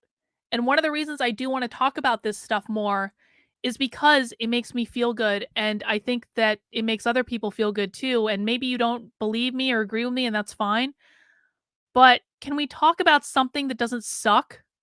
Can we talk about something that might be inspirational or might give perspective about why things suck? Because frankly, I think that earthly things are going to suck a whole lot more. And I think things are going to get worse before they get better. And maybe if we all have the ability to put it in some sort of larger context, that will help all of us to feel better, to have less stress, to have some relief from the fact that so much suck happens in the world every single day. Maybe there's a reason for it. I don't know. You can choose to be wealthy, but be careful what you wish for because a lot of people consider wealth to be a prison. I was listening to the Afterlife interview with John McCaffrey yesterday, and they actually talked about this. Like McCaffrey lost all his money. By the way, he says he did not kill himself, obviously. Um, but John McCaffrey talks about how he didn't even mind when he lost all his money because wealth was a prison. People think that being wealthy and having everything that you ever want is amazing. Not necessarily. A lot of people consider it to be a prison.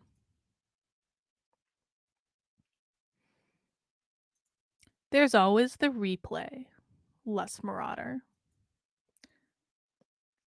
Yeah, exactly. Saying to me that I have to prove that hell isn't real is like saying, like, "Prove to me that Santa Claus isn't real."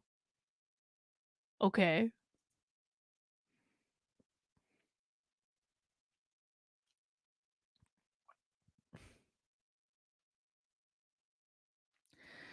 Nat D, do I think the dream world is a sport world? I don't know what that means, Nat D.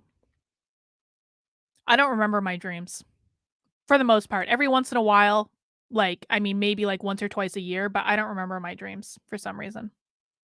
Oh, is a spirit world. Is a spirit world. Okay, I see your correction. Is a spirit world. Do I think the dream world is a spirit world? Well, yeah, I absolutely believe that we are more connected to the spirit realm when we are in dreams or when we're in meditation because our guard is brought down. We don't have the same resistance to it.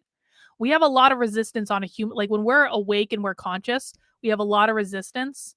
When we're asleep, we have significantly less resistance. So if you've ever had the experience of like a dead grandparent coming to you in a dream, it's because you're more open to it. So yes. Did you see creepy elves when you did DMT? When I did DMT, here's what happened. This was my most intense experience. There were different experiences. The most intense one was I took it and then I laid down and I shot out of my body. Shot out of it. Like, I mean, like, scream, like flying up into the cosmos, seeing all these stars come past me, and then I saw different spirits and different beings come past me, and the thing that really freaked me out is I saw, like, a legit devil. Like a devil. I don't believe Satan's real, but I saw, like, a devil-like creature, like, coming at me and, like, looking at me. I zoomed right by it. So I didn't see creepy elves, but I did see things. And I recommend everyone do that, by the way. I know some of you think, "Oh, drugs."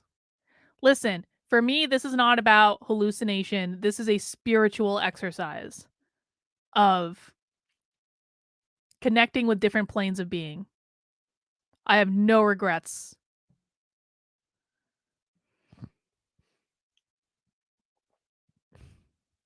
Angie Christ says, I think we judge ourselves and are the harshest critics, of course. Of course we are. We are harder on ourselves than. This is why I don't understand Christianity because I don't understand. I believe that God loves us unconditionally. You know why I say Hitler went to heaven? Because God loves us unconditionally. It's true that I don't believe hell is real. That's true. But the real reason is I believe that God loves us unconditionally. Unconditionally.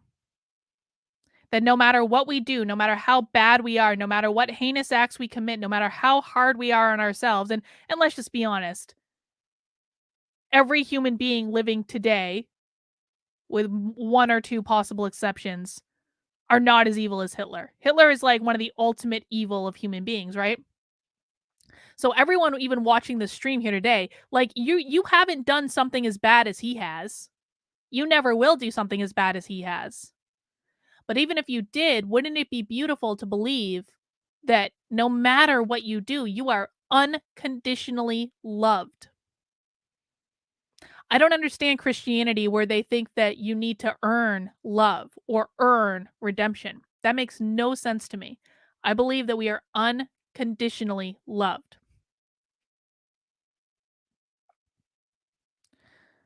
Yeah, what dreams may come. Someone keeps sending me Enter the Void. I've never seen Enter the Void. Someone send me like two different people sent me Enter the Void today. So I've never seen that. So I'll have to look that up. No, people are saying like Enter the Void. I had never heard of this before. What dreams may come is great. I've never seen Enter the Void. Giorgio says, in the spirit realm, would you be able to recall all the books you've ever read and then read thousands more over several lifetimes? Yes. In the spirit realm, you have access to all human knowledge ever. How great is that? Giorgio, I know you love your books. Carlin, in your belief system, if preborn spirits had conflicting plans, desires, is there a way the law of attraction resolves the conflict? Well, you have free will. You can always make different decisions. It does tend like, in my experience, though, like, I'm telling you, like, there have been so many times when I've made decisions that did not align with what I believe my spiritual path is, and life had a way of, like they're like, "Nope, that's not gonna work out for you. Nope, closing that door. Nope, you're not gonna get far with that." So I do believe we have free will as human beings. We can make different decisions. And I do believe that we can attract whatever we want. It's about being an emotional place of being receptive to what you want. So yeah, I mean you can, but it might not be in your highest good. And so it's useful to meditate on like what is in my highest good? Because a lot of times we think we want something and we don't really want that thing. We might in fact want the opposite of that thing. Benjamin says, in your view, is it forgiveness if the person you're forgiving doesn't know it? Yes. I spent a decade mad at a friend for a betrayal and then learned she didn't remember it anymore. Probably memory loss. Yeah, forgiveness is never about the other person. Forgiveness is always about you so that you're not carrying on that anger and that pain. Forgiveness is never about the other person. It is only about you. So even when someone hurts you really badly and they don't want to acknowledge it and they don't want to apologize, or maybe they don't even know that they did it and they don't even remember it, it is better for you to forgive them because you're releasing that pain from yourself.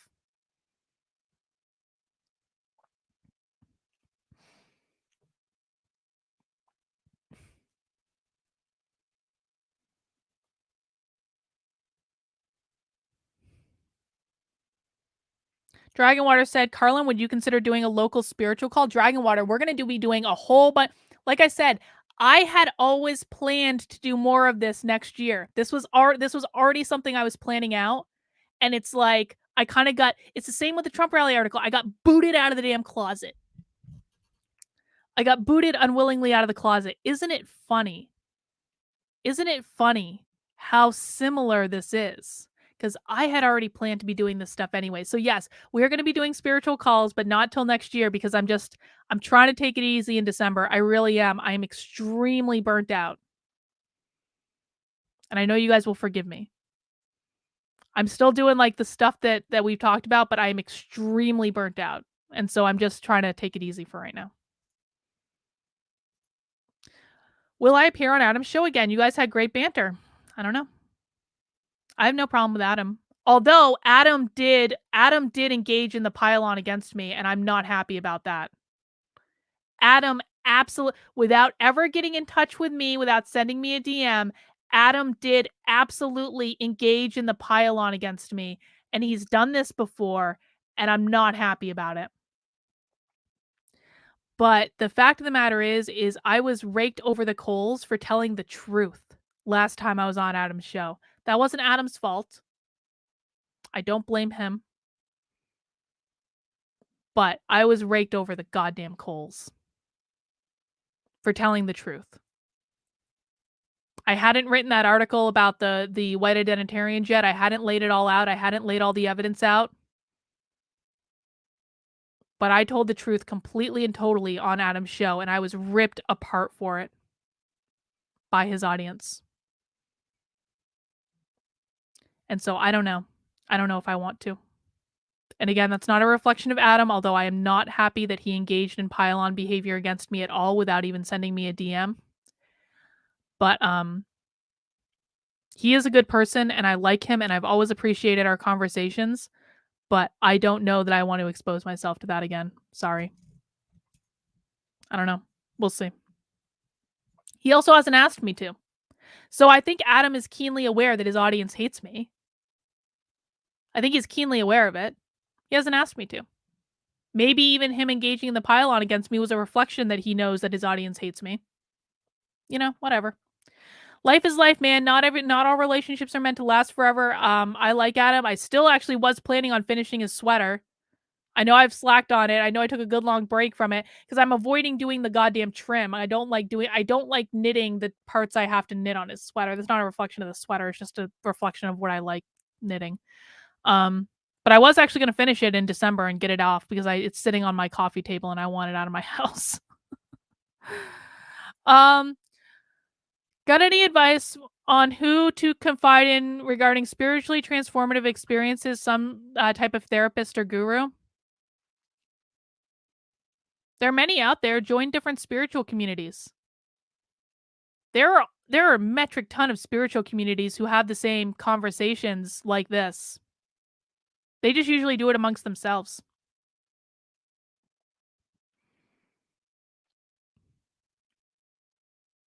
Oh, Enter the Void is about DMT. Okay. Alright. Did it really happen like portrayed? If it really did, why is it a bad thing to question obvious holes in the Holocaust story? No, it didn't really happen like it was portrayed, but you can watch the whole stream if you have questions. Let's see. I mean, I've talked about it, like, off and on. Like I said, like, if people remember the interviews I did when the Trump rally article came out, I talked about the fact that I did not believe it came from me, I believed it came from God. I talked about it. Guys, I'm just taking your questions in the chat right now. I'm happy to answer any questions to the best of my ability. I do have if you wanna have a more like, a direct conversation with me, join my locals. Bing! kb.locals.com. I actually have a Zoom call with my locals at 6 PM, so about 4 hours.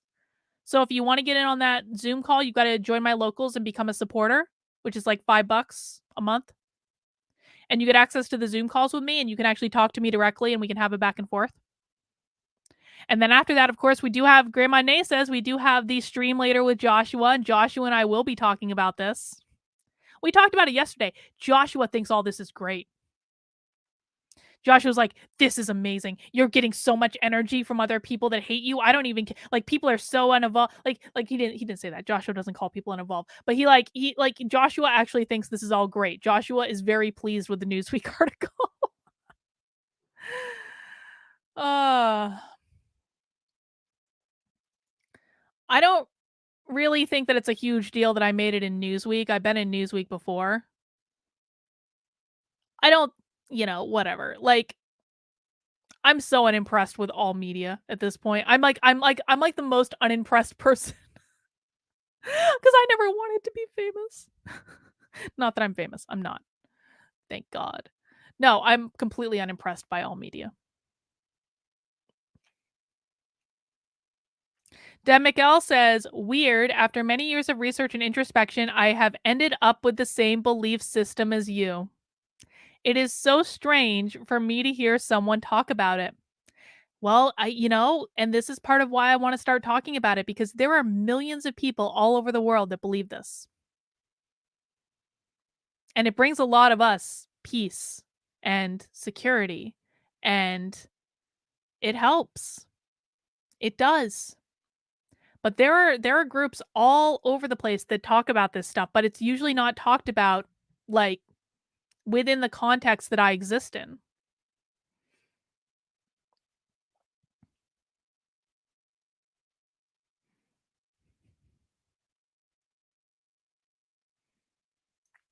Eberific, please share this side of you more. Quick sync. My grandma has been in my dreams for the past 2 nights. Well, your grandma's with you then. No, I'm gonna be doing more content around this. I don't know if people like it. I'm sure I'm gonna lose like, oh, Erica Carlin's gone crazy. Nah, I'm gonna still do the news and politics stuff too. But part of the reason, guys, if you don't know, I have a second YouTube channel called Actively Unwoke that I'm gonna be ramping up in 2022. And part of the reason that I created Actively Unwoke is I wanted to have a specific place to talk about the woke stuff, and I wanted to be able to be more of myself on this channel and be able to talk about other things. So that was part of it. But if your grandma's been in your dreams, your grandma's with you. Your grandma's with you.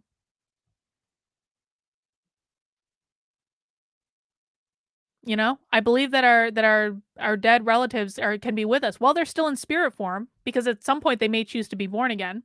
I was actually at a couple years ago. I was at like a psychic just like kind of like party sort of thing where a bunch of people were in a room and there was a lady that reads like past lives and stuff like that, and she was channeling different messages. and she channeled a message for someone in the room, and it was from that person's grandmother's friend. So the person came to this psychic thing to try to talk to her grandmother, but she actually ended up talking to her grandmother's spirit friend because her grandmother had just made the decision to be reborn into another life. And so the grandmother's spirit friend was articulating a message from the grandmother saying, "I'm back on Earth, FYI." But your dead relatives are with you. I feel my grandfather's presence all the time. I feel my grandfather stronger than any of my other dead relatives. I talked about this yesterday. I actually, whenever I feel like I have a hand on my shoulder right here, that's my grandfather. I know it implicitly.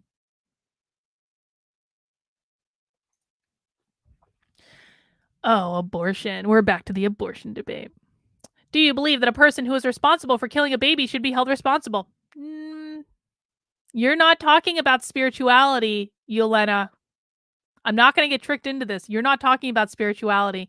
Is it a murder afterwards? Miscarriage is different from individual deciding to kill a baby. Abortion. Yeah, I'm not talking about human laws today. Not doing it. Sorry. I believe that there is not a moral obligation on abortion. Sorry. I'm a pro choice person. I've always been a pro choice person. And I believe that if that baby wants to come back as a future baby, they have the ability to do so. Will O.J. Simpson go to heaven? Yes. Or the spirit realm. Again, I usually don't call it heaven. I don't conceptualize heaven in the same way that Christians do. It's a spirit realm. Do I believe O.J. Simpson will go there? Sure. Will O.J. Simpson have to work through some things that he did in this lifetime? Yep. Just like Hitler had to. Again, if you go watch that channeling video with Hitler, Hitler's still working through some stuff. Just because you go to heaven or the spirit realm doesn't mean that you don't have consequences for what you did in this lifetime. You're going to still have to work through some stuff. That's true of anyone.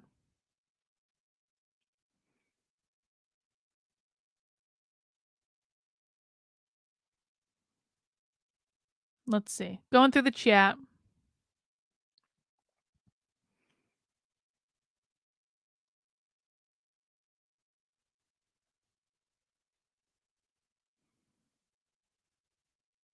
Yelena's still screaming about abortion in my chat. This is what I don't like about pro-lifers. I have no problem with people who have a pro-life position. I understand a pro-life position. I have problem with people who are pro-lifer like NPCs that read off the same script and are like, this is a problem with people like Yelena, who right now is screaming in my chat about abortion. Is they are completely incapable of engaging in any discussion outside of their pro-lifer script. It's no different than the woke left. Expand your mind. We're not talking about human experience at the moment.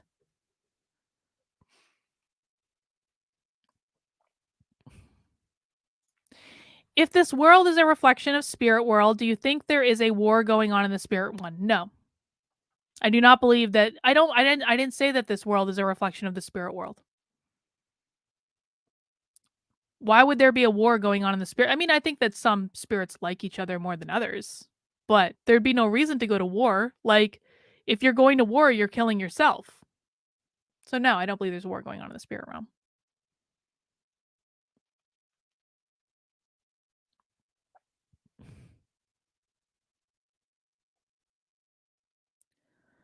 Let's see. Oh yeah, Akashic Records. The Akashic Records are a record of everything that has ever happened or will ever happen. It is our plan for our lives.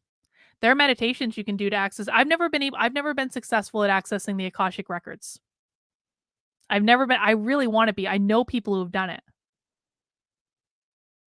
And I really want to be, but I have not been successful at that yet.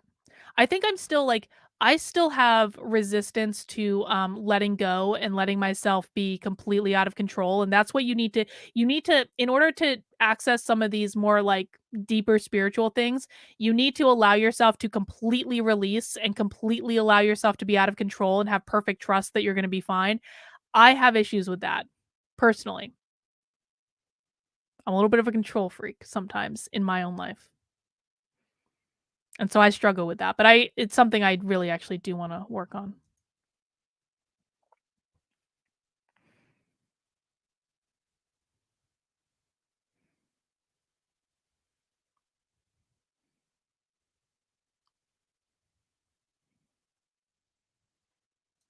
I'm talking about when I say Adam, I'm saying Adam Krigler, not saying Adam Friended. Although I did DM with him a little bit on this, he doesn't really understand it, but it's like I DM'd with him a little I did with Adam Friended a little bit. Carlin, if you believe harms may be spiritually self-attracted, are you skeptical of accepted notions of praise and blame, crime and punishment? I'm not sure I understand the question. PGRO, can you chat in a clarification that I can get to? I'm not sure that I fully understand the question. I mean, generally speaking, in terms of like human punishment, I believe in karma. I believe that like we will experience a consequence for everything that we do. If we do good things, we'll experience good consequence. If we do bad things, we will experience bad consequence. And generally, I believe that karma is a much harsher teacher than any human punishment. So if I don't kill someone, if I don't engage in a mass atrocity, which of course I would never do, it's because I don't want to experience the karma from it. It's not because I'm afraid of going to human jail, although I would prefer not to go to jail. That would not be my preference. But I'm not committing like murder because I'm afraid I'm going to go to jail. I'm not committing murder because I don't want to live the rest of my life in the spiritual torment and anguish that would cause me. I believe that karma is the worst punishment that someone can experience if they commit truly heinous acts. So, does that say I don't believe there should be laws? I mean, we have to have laws to govern our human existence with each other. So, I think that some laws are appropriate, but I also have been teetering more towards anarchy than at any point in my life. So, who knows what that might change? I don't know. Carlin, how do you personally know when you are emotionally ready to forgive? Also, try Teal Swan's videos on YouTube for spiritual communities. I've never heard of Teal Swan. I can definitely look into that. Um, how do I know? How do you personally know when you're emotionally ready to forgive?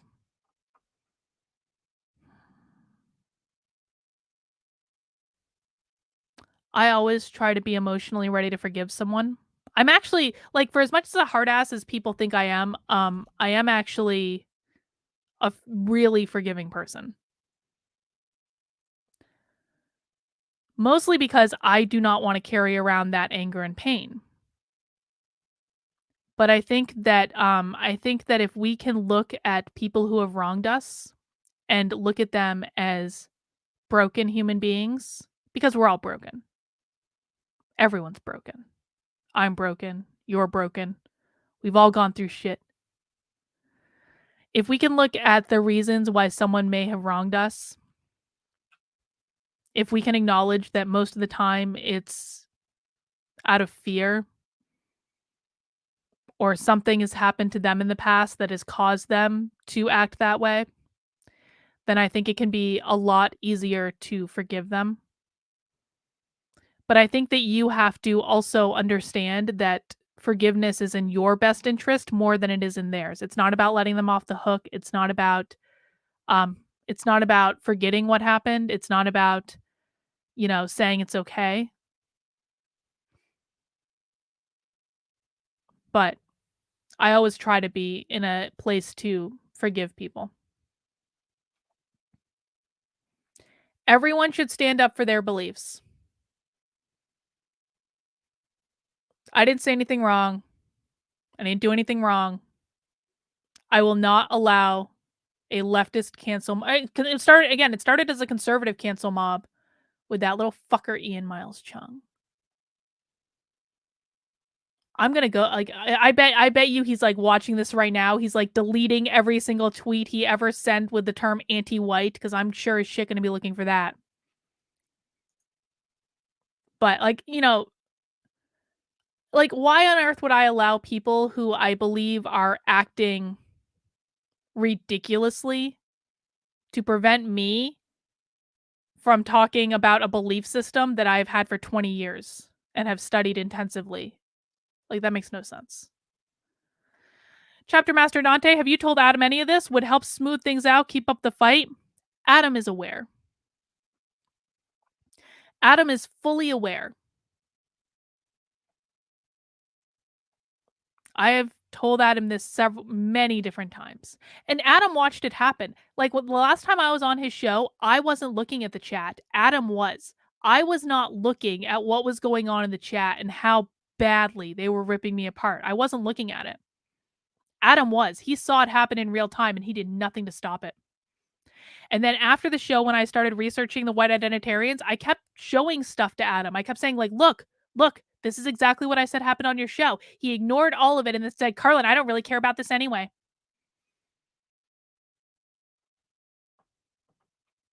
I'm sure he didn't mean it in the way that it happened, but Adam is extremely aware.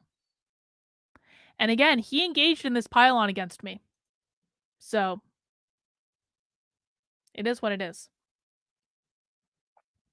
Yeah, I think Joshua and I are going to have a lot of fun tonight on the show.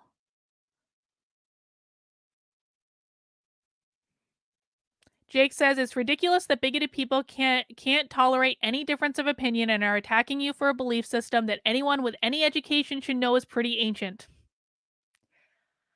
And again, I said this at the top of the stream, but just for anyone who may have tuned in after that, one of the things that I find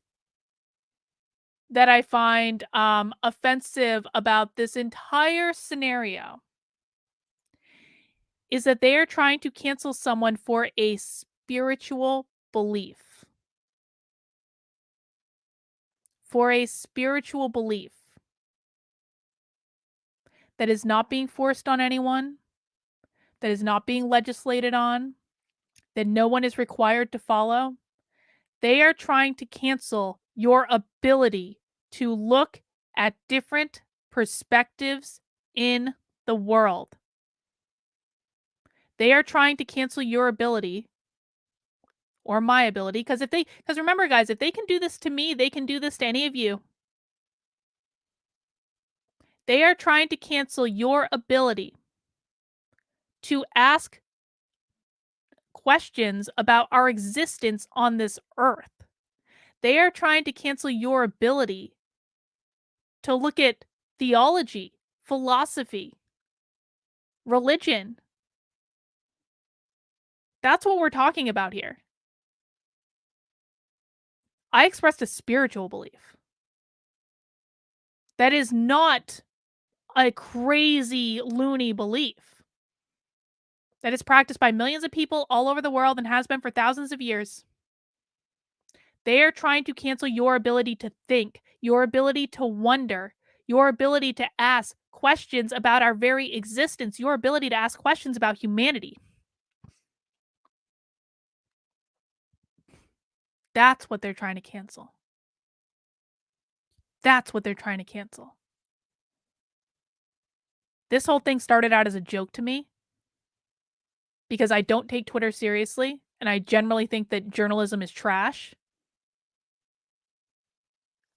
But we've now reached the point with this little charade that I'm starting to get pissed. Because the reason I keep harping on this is that I will not stand idly by when a cancel mob of people who don't believe in anything larger than themselves are trying to cancel your ability to think, your ability to have any belief in some larger meaning.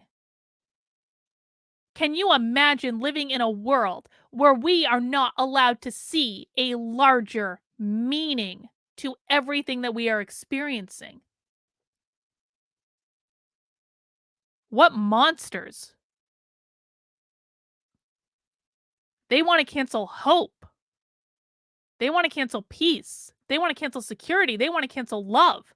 They want to cancel everything that takes power and control away from them. It's the only way they know how to live. No, I will not play into this. Not at all. Not in any way. I got a notification. Oh, Treehouse News. Oh, Treehouse News. Oh, I'm so scared of that lying bitch. I think we know what it's about. Treehouse News is a liar that also sided with white identitarians. I did a whole video about her. I did a whole, like, 3-4 hour reaction stream about her. It was glorious, that bitch. That Treehouse News is so afraid of me.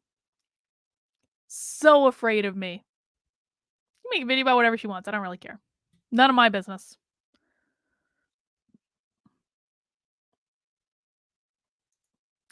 I mean, I'm not afraid of negative publicity. Like I said, I don't care if Newsweek does a hit piece on me. Please. It's like, here's the thing. It's like, again, like, I believe that all journalism is trash. I'm not gonna give shill journalists like Ewan fucking Palmer at Newsweek. I'm not gonna give shill journalists power over me. I'm gonna treat them with exactly the righteous indignation in which they deserve.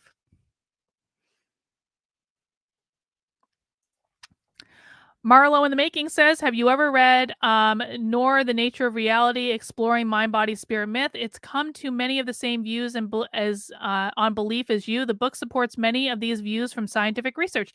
I have not. I'm going to take a screenshot of this chat and look that up. I have not read it.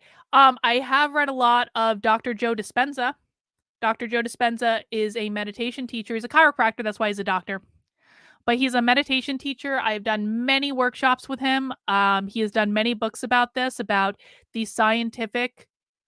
He uses he does meditation workshops with thousands of people all over the world, and they hook your brain up to different things, and then they track your brain on meditation.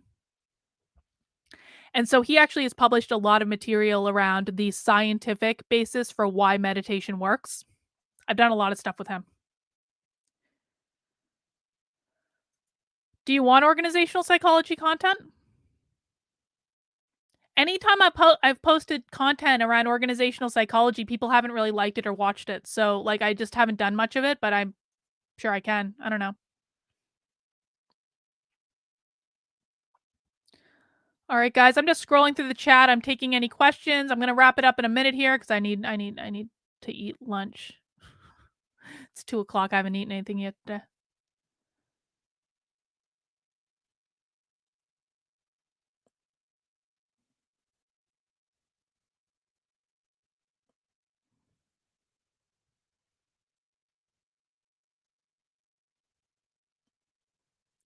This is a good question, Twin Tails. Why do pro-lifers think pro-choicers want to kill everyone's baby? There was one dude on Twitter yesterday that was like, he was adamant. He's like, "You've had an abortion, haven't you?" I was like, "Nope." He's like, "No, I'm pretty sure you've had an abortion." I'm like, "I'm pretty sure I would have remembered that." He was like adamant. He's like, "There's no way that you can be pro-choice if you've never had an abortion." I was like, "I never had an abortion, dude. Never going to." Yeah, it's ridiculous. It's ridiculous. Pro-lifers are insane. And again, I understand people with a pro-life position. People with a pro-life position are different to me than like pro-lifer robot NPCs that just read off a script. That's all they do. They read off a damn script. They're incapable of engaging in a conversation.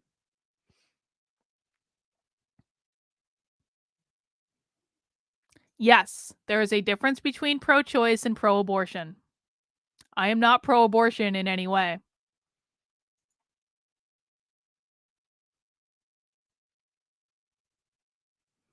Karma is just reaping what you sow.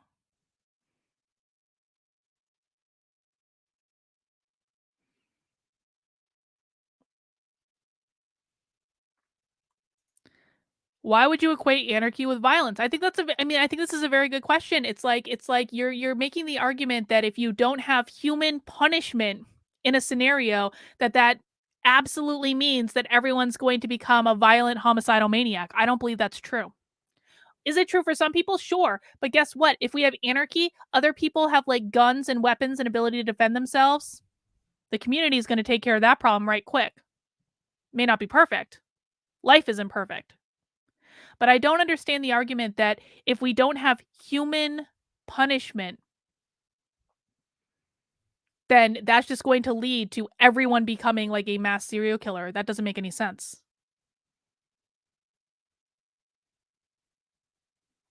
I love you guys. I appreciate the support.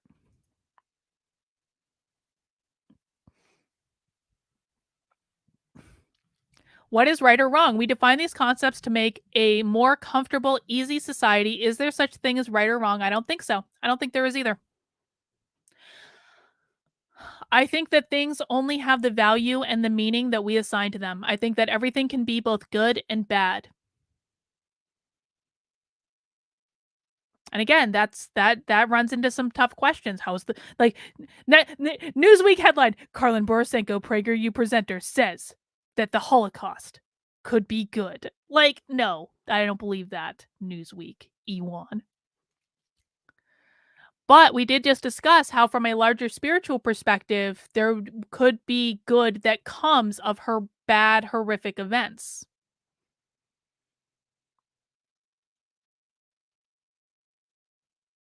If people would stop subscribing negative beliefs around things and instead looked for ways to use things to their advantage. Listen, man, let's look at this Newsweek thing. There is a false and erroneous headline in Newsweek with my name in it that will exist forever. Because Ewan Palmer is a hack shill journalist that didn't even bother to reach out to me for comment until 4 minutes before he published the article when I was still asleep.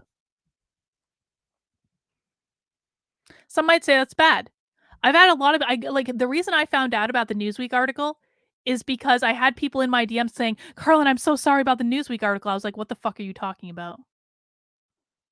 So people obviously think this is bad. I'm not gonna say this is bad.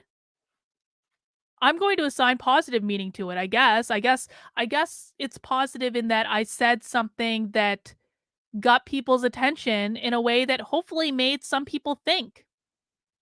I know I've made people think. I know I've introduced people to concepts.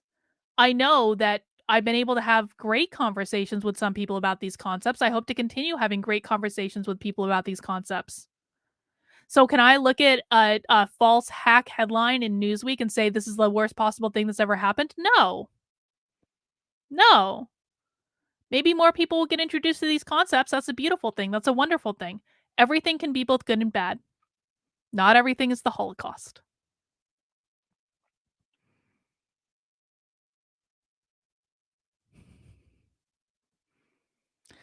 Well, you should talk to Ian about canceling people based on spiritual beliefs and about those times when he sided with actual anti-Semites.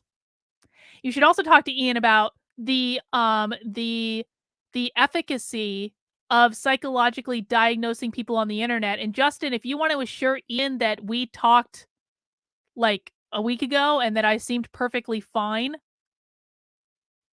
that would be great. Tell Ian you did a wellness check on me and I'm fine and you're going to like give me DMT or something and make it all better. Uh, I'm not gonna be going for much longer. I gotta go. I gotta go get lunch.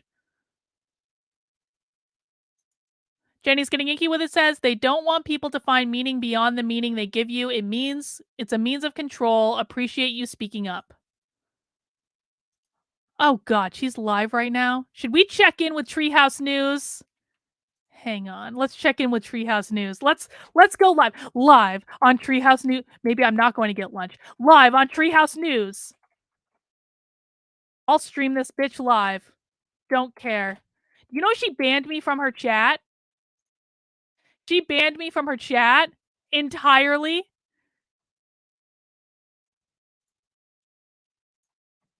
She banned anyone from her chat from using my name.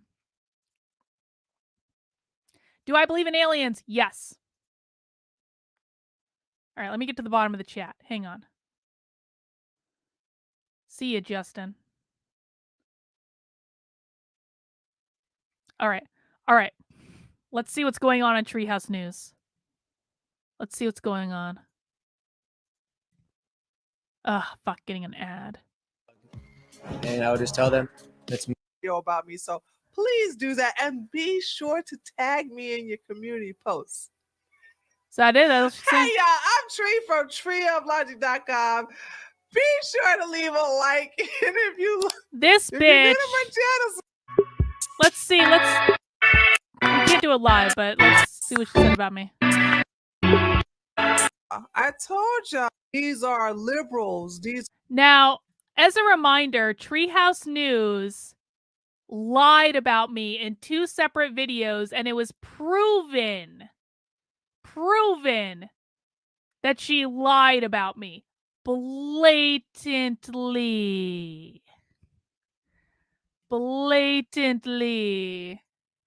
I'm sorry, it's like only 10 minutes long. Left-leaning centrists who support Trump, but I'm a libertarian. They are very SJW. They are very liberal. They are very socialist and everything like that.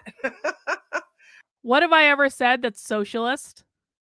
I'm sorry. I wasn't going to do this.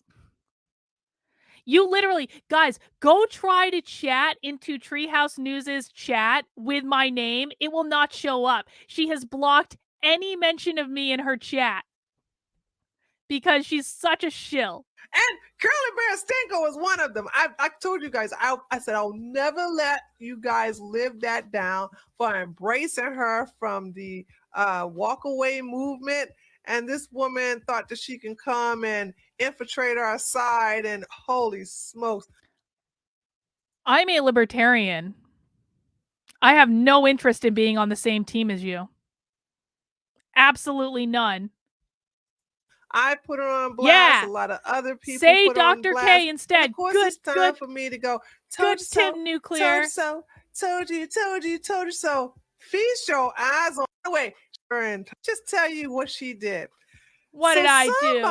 What did I do, happened, bitch? Yesterday or the day before yesterday. No, it happened 3 days ago. Because right now it's the 6th. It's like it's about 3 o'clock in the morning. I've been doing a lot of work. And once I do this, I'll be done for the day. So at 3 o'clock in the morning, so this is on the 6th. So 2 days ago, this was on the 4th at 8:19 in the morning. Somebody, she quote tweets someone who says, "You disagree with this?" I don't know what they're disagreeing with. I didn't feel like it, but honey, this is the what it says, because she's obviously not going to read it. Do you disagree with this? I believe the baby is a unique human being entitled to life. Which part? And I said, I believe that everyone always chooses to live or die. Everyone always. Very consistent with everything I've said today. Aborted children choose to be aborted. If they choose to be born in human form, they can. Yes. So no, I do not agree with the statement because I do not have a Christian worldview. Yes. Tweet, I wanted to show you what she said. She said, I believe everyone always chooses to live or die. Yes. Everyone. Always. Aborted children. Treehouse News. We're not going to watch much of this because, like, I cannot even. Treehouse News would not be able to engage in a nuanced conversation with me if she tried. This woman literally thinks that because she reads something in a funny voice, that is proof that that thing is wrong. She literally thinks that if she uses a funny voice, that is proof that something that she is reading is wrong. I don't know why people take this woman seriously. Choose to be aborted. If they choose to be born into human form in the future, they can. So no, I do not agree with this statement because I do not have a Christian worldview. Yes. Oh my God, why did I read that tweet and I lost a lot of brain cells? Honey, You never had half the brain cells that I have. I'm sorry. Not only, like, isn't it so much like, why did I even read that? Not only did she read it, but then she did an entire video about it and then pretends that she tripped and it was an accident. How do you choose to be aborted? That make sense. How does that work? And you guys was kissing her booty, talking about, oh, Carolyn Berestinko, we so happy that you're coming over here to talk about CRT. And look at the stupid tweet she put. But wait, there's more. Hold on, that ain't the only one. Here's another one. Can I just do a quick poll? Hang on, I'm gonna do a poll. I'm gonna do a poll in the chat. Who is more intelligent? I'm still suffering from spilling beer on my keyboard the other day. Carlin, Treehouse News. I'm getting a new keyboard. My keyboard's all sticky now because I spilled beer on it the other day. Okay, poll in the chat. Who is more intelligent, me or Treehouse News? Let's see what you guys have to say.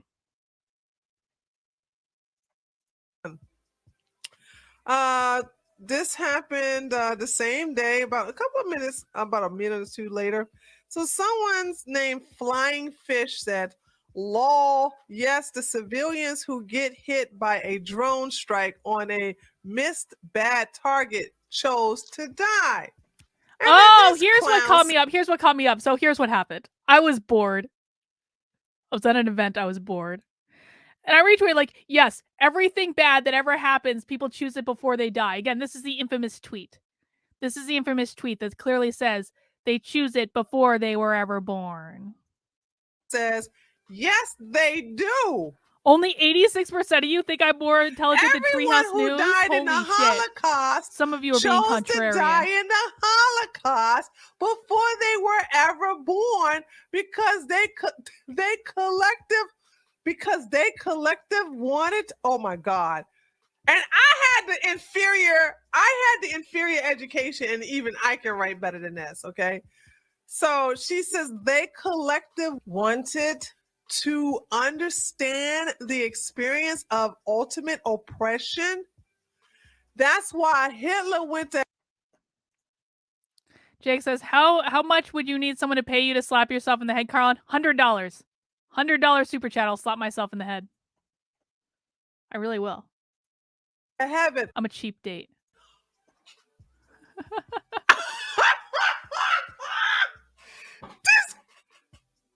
This girl is she's a Hitler did nothing wrong. It's amazing that you went against the. No. That doesn't say Hitler did nothing wrong. That literally doesn't say, like, I don't know, like, is reading hard? Is reading hard? I don't understand. White identitarians and the white nationalists, and it turns out that she ended up being one. Oh, so you do remember when I went after the white identitarians and the actual anti-Semites tree. You do. Do you remember that you made 2 videos lying about me, which I completely destroyed you on later, and you were so weak and such a coward? Here's what happened. Last time, when I destroyed Tree over her 2 videos after I laid out all the evidence in every single way in which Treehouse News was wrong, it was like a 4-hour stream, she went live during my stream, and then I started streaming her stream because, you know, obviously, she started yelling racial slurs. Treehouse News started yelling racial slurs on her own stream to try to prevent me from responding to her. I have all of this recorded. This woman started screaming racial slurs on her own stream because I proved her wrong in every lie that she has ever told about me. Justin Allen says this is for having to listen to Treehouse News. She is insufferable. I agree. That's why we're only going to do this for like a couple minutes, and then I'm going to bounce. Just a couple minutes, just to get a little taste in.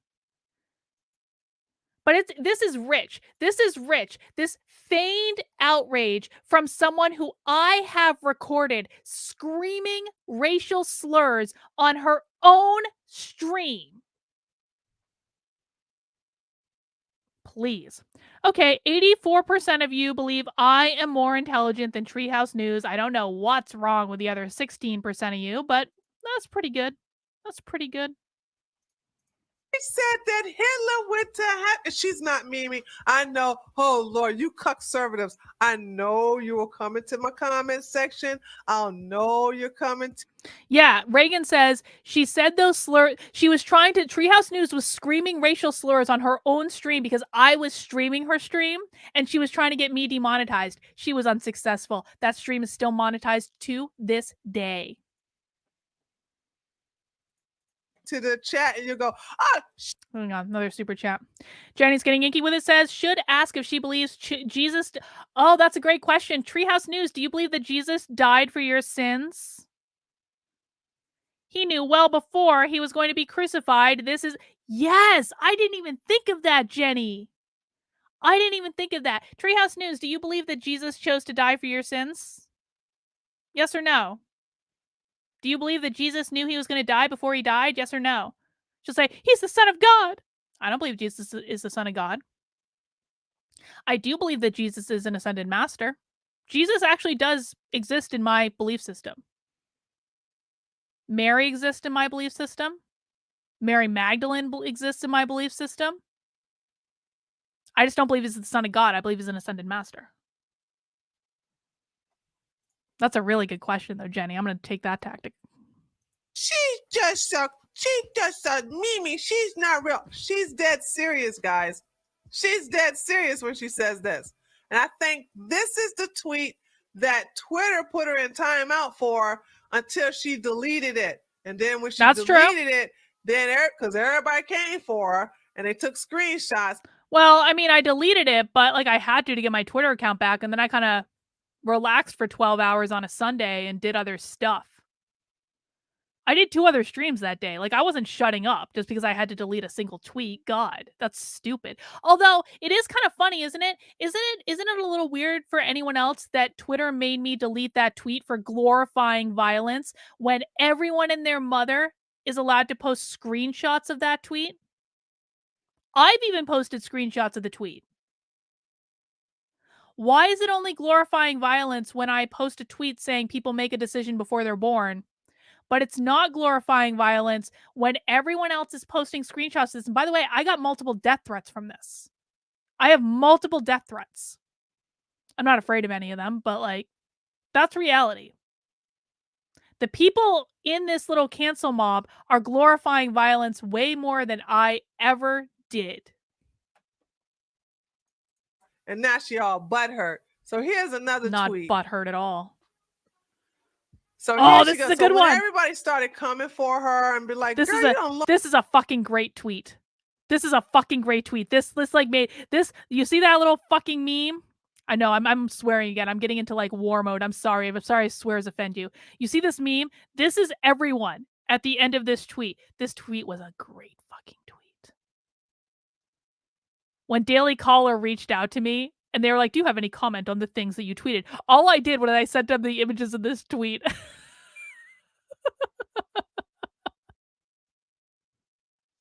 Lost your mind. Hitler didn't go to no heaven, or like if she said she's not a Christian, but yet she said Hitler went to heaven. What is the Does she honestly believe that Christians are the only people who believe we go someplace after we die? Is Treehouse News so uneducated that she truly believes that Christians are the only people who go someplace after we die? This cancellation is a result of mass ignorance. I'm sorry. That's all this is. Yeah, that meme literally was the best. It was. I have no regrets. So what you guys can't see, so this is the passage that I read yesterday from Conversations with God that literally says, here, I'll even bring it up. I'll bring up exactly what that is.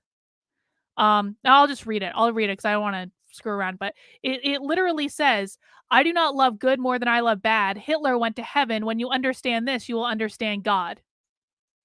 That's what that passage says. And then the next one is the cover of the book Conversations with God. The next one is an image that illustrating that this book has sold tens of millions of copies all over the world and that this is not something that I invented out of nowhere. And then the last one is blowing everyone's mind who truly don't believe that there are other belief systems in the world that are not Christianity. I'm never gonna let you guys live this down about embracing this child on our side. So I'm not on your side. Oh, look! I'm getting canceled by conservatives for telling the truth again. Imagine my shock. The conservatives... Again, she really thinks that if she says something in an annoying voice, that is proof that that thing is wrong. This is the level of intelligence that this woman has. She thinks that the only thing she needs to do to debate ideas is to say them in a funny voice. Right? It is not what the conservative right? Sweetie, there is no conservative left. I know you heard like where some people. What the fuck? Obviously. That doesn't even make any sense. In the black community, this is one of the stupidest people I've ever come across on the internet. They're not conservative. They're still liberal. Just because some people have a conservative value here or there does not make them conservative. Holy smokes. Now she's trying to redefine that like a typical liberal, redefining words. I am a liberal. The conservative right is no different than the woke. How is it redefining words? Wow. Why do people listen to this woman?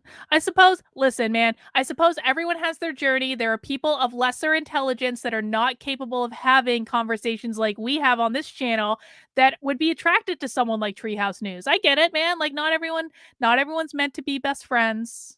Not everyone's meant to be each other's people in each other's communities. But if you're a fan of this woman, please don't come in my community. Please don't. Please don't.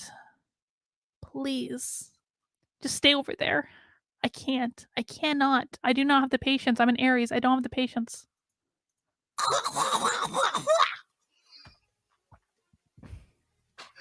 hold on a second. I got one more, man. Oh, it is the Dunning-Kruger effect in action. Holy crap. Oh, wait a minute. Someone says, I don't see anyone counseling you. This is a good tweet. I see lots of people disagreeing with you and calling your arguments insane or dangerous. That ain't the same thing. Disagree does not equal cancellation. This is a good retweet. She thinks she's important. Funny retweet. Carolyn, you have to have something to cancel first, honey, okay? This is a hilarious you ain't retweet. got nothing to cancel to be... I have more subscribers than she does. I have more subs than she does. I have more followers than she does. I have nothing to cancel. I have more subscribers than she does. She doesn't display her subscribers on her channel. I have more than she does. Now, she might have streams that are larger than me because I am completely inconsistent about how I do streams. But make no mistake, I have more than this woman does. You have nothing to be canceled. You don't have nothing to lose to be canceled. So what could be canceled from you? So she goes, it's not cancellation. It's just accountability. Woke conservatives. These people truly don't understand when I'm trolling them. They truly don't understand that the point that I have literally been making since the beginning of the year is that the right is turning into the left. I have been on like a year-long project of demonstrating through their actions that the conservative right is turning into the woke left. They are turning into the monsters they are fighting. She literally does not understand that she is demonstrating the point I am making. And it's funny, right? Because like I can be blatantly obvious. I can say I'm trying to demonstrate that you guys are no better than the woke left, and people will play right into it. You're just a leftist liberal. Oh my god, why do we even listen to you? I'm literally telling them what I'm doing. I'm trying to demonstrate that you're turning into the woke left. And then they act like the woke left in response. I'm like, okay, thank you. Thank you for proving my point. Thank you for being a participant in the cause. Thank you for being a participant in the experiment. You are literally proving my point. I've been making this point all year. This isn't even a new point. I'll never get old doing that. Dude, holy smokes. Congratulations, Carolyn. The last time I checked, and girl, it's been a long time since I checked your daggone Social Blade. You were at 108. Now you done went down to 107. Because YouTube every single night on my channel deletes like a bunch of people. Every single night. Every single night like clockwork. Every single night like clockwork, a group of people get unsubscribed from my channel all around like 2 a.m. Every single night. I mean, I'm sure I'm happy that Treehouse News is more obsessed with my numbers on YouTube than I am, but like probably because she has less than me and she desperately, desperately hates that. She desperately, desperately wants that check next to her name. Yeah! Oh my goodness. Are you succeeding backwards, girl? Go for it. I swear. Does Treehouse News know that my locals has grown? Does Treehouse News know that my other platforms on Odyssey and Rockfin have grown? Just saying. I swear. And then I also did some digging. Come to find out she has another website, I think, or another channel on YouTube. No, that's my Twitter. You're looking at my Twitter. Yeah, I lost about 2,000 followers in the past week, and I'm fine with that. I call my audience all the time. I do not care if Christian fundamentalists unfollow me. I wouldn't troll them so much if I did. These people are so obsessed. If you listen, man, if you make content on the internet or ever want to make content on the internet, understand that yeah, like I know it can be easy to get wedded to the numbers, but I would much rather every single day of the week have a quality in my audience that I'm able to have discussions with them and nuanced conversations than quantity. My audience grew very haphazardly. My audience grew, and this is no offense to anyone who's been around for a while, because I know a lot of you have been around for a while, but my audience did not really grow as organically as some, because it grew so quickly, and it was because of all the conservative media around me leaving the left and all this stuff. And while I very greatly appreciate that, the fact of the matter is that a lot of people subscribed to me and started following me that weren't really the right fit for me. And so I have absolutely no problem if those people leave. In fact, there are times when I actively try to push those people away because they make things more difficult. They question, like, why are you doing this? Why are you doing that? Why don't you say what we want you to say? Oh my God, some conservatives do this. They're so bad about it. Not all conservatives. I'm not saying this is all conservatives. I'm saying some, but they try to demand that you only say the things that they want you to say, that you stick to their talking points, that you don't talk about anything else.